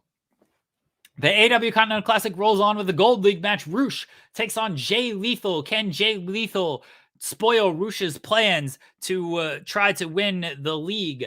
Jay Lethal has already been mathematically eliminated, but he can still play a spoiler in this tournament. Can he defeat Roosh in an AEW Continental Classic matchup? Also, the Continental Classic, the Blue League, comes to Wednesday Night Dynamite as Andrade El Idolo takes on Brody King in a Blue League matchup. Plus, this is a big one in the AEW Continental Classic Gold League. John Moxley, undefeated. John Moxley takes on undefeated Swerve Strickland. Whose O will go? Or maybe nobody's O will go because it's a 20-minute time limit. John Moxley against Swerve Strickland. One man will walk out with extra points in the Continental Classic, and one man could walk out with no points. who will establish themselves at the top of the Gold League as Jon Moxley takes on Swerve Strickland in the AEW Continental Classic. Plus, we have Hangman Adam Page taking on Roderick Strong. Roderick Strong returning to the ring after his miraculous recovery last week from the wheelchair. He will take on Hangman Adam Page, who looks to clear his name after it was implied that he laid out MJF with the beer bottle and could be the devil. Can Hangman Adam Page get back on track after losing the Texas Death Match to Swerve Strickland in AEW Full Gear when he takes on Neck Strong, Roderick Strong? No Neck November is over. Roderick Strong back in the ring for December. I didn't have anything for that one. Sorry. Riho takes on... Riho also returns to the ring to taking on Ruby Soho. Ruby Soho's destination is not unknown. She will be competing tonight live 8 p.m. Eastern on AEW Dynamite against Riho. It's great to have former AEW Women's Champion Riho back in the ring tonight. AEW Dynamite. Winter is coming.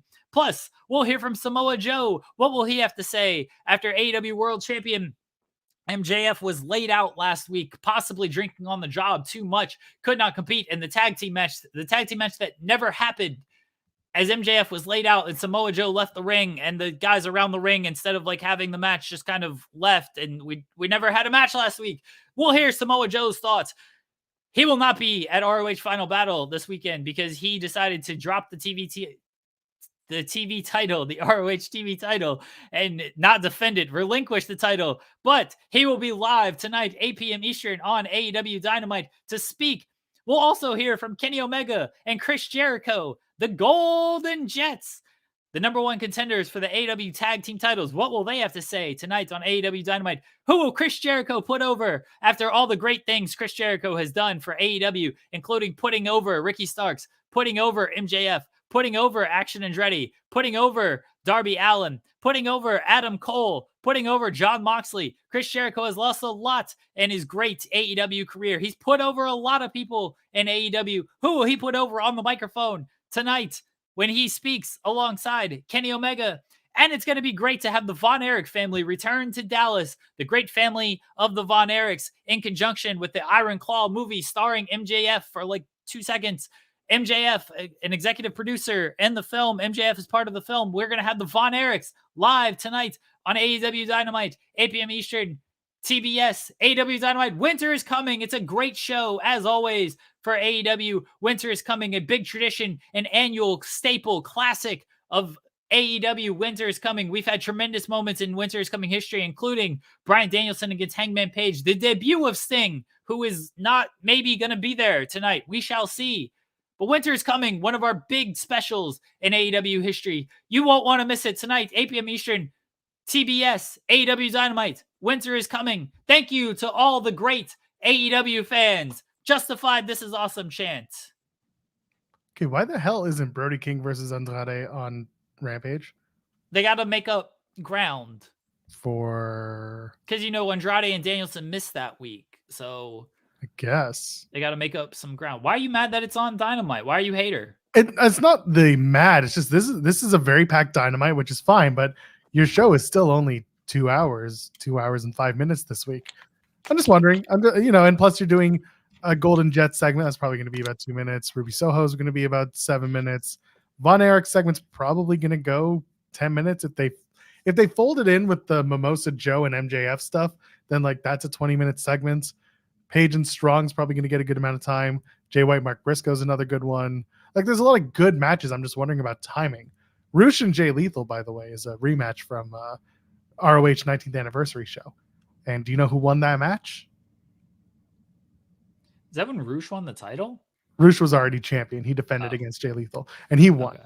Roosh defended successfully. So I look forward to Roosh beating Jay Lethal. If they give Jay Lethal his win back in this match... Oh, I'm going to have several things to say on the internet. But I mean, also, I kind of want Jay Lethal to play spoiler to Roosh. They'll do a roll-up finish. That's what they're going to do. Anyway, I'm looking forward to it tonight. I'm looking forward to Dynamite. I understand the match being on Rampage. They had Danielson and Daniel Garcia on Rampage. It's not act like... Well, that's why I'm saying they should have put this Blue League match on Right. Rampage and just established that Rampage can host both Blue League and... Or sorry. Yeah, I mean, Rampage can host the Blue League matches that are not on Collision. I should establish that they host Gold League matches as well, but they just haven't had any matches. Yeah. It's going to be a good wrestling show, as most most Dynamites have been, and Collision, by the way. Most of the shows have been during the Continental Classic. You know you're getting good wrestling with the Continental Classic, so that's always a good thing. So it should be a good show. I'm still don't understand the not having Sting. As far as like Winter is Coming has traditionally been like a big, well-established show. And this one, because the Continental Classic feels a little light. It's not necessarily a bad thing, but like we got Moxley and Kenny on Winter is Coming. We got Hangman and Danielson on Winter is Coming. Like Winter is Coming usually has like a big title match, and there's no title match for this one. The Sting thing still baffles me a little bit. But yeah, it's a special appearance with the Von Erichs. Maybe. I kind of think if they're gonna bring out Sting, that's when they bring him out, is during the Von Erich stuff. I'd probably advertise that. Yeah, I would too, but also because the Von Erichs are coming out, the Sting surprise is just kind of like a cherry on top. It's not gonna take away your ad if you put Sting out there. Like if you promote that Sting will be there as well to do the Von Erich stuff. I don't know. Or he could not show up at all, and Sting just is not going to be on the show until the week after. If Sting is not on AEW Dynamite tonight, I am going to be very, very angry on the internet, and I'm going to write a post on Twitter that is between 1 and 200 characters long. Where will you be dropping that? I just said on Twitter. Yeah, do you want to give him your handle or no? No, I don't. Oh, okay. Do you want to promote the other stuff so we can get out of here? Christian should come out and be like, oh, Von Erichs. What's your family about? I know my dad loves me. Anyway, we're not doing this right now. Oh, do you think they play that off the Christian and Adam stuff? Do they do that on Collision, or do they do it in a couple of weeks on Dynamite? They can probably do it on. They'll probably do some stuff on Collision, I imagine. Shane Wayne. That's right. Her name's Shayna Wayne, but anyway. Oh yeah, Christian's new best friend. Anyway, plug his stuff. Let's get out of here. You want to plug over? This is the tale of Tony Montana, Cubano Flame with Miami and guns. There's a lot going on right there. Anything else? This whole town's a pussy, just waiting to get fucked.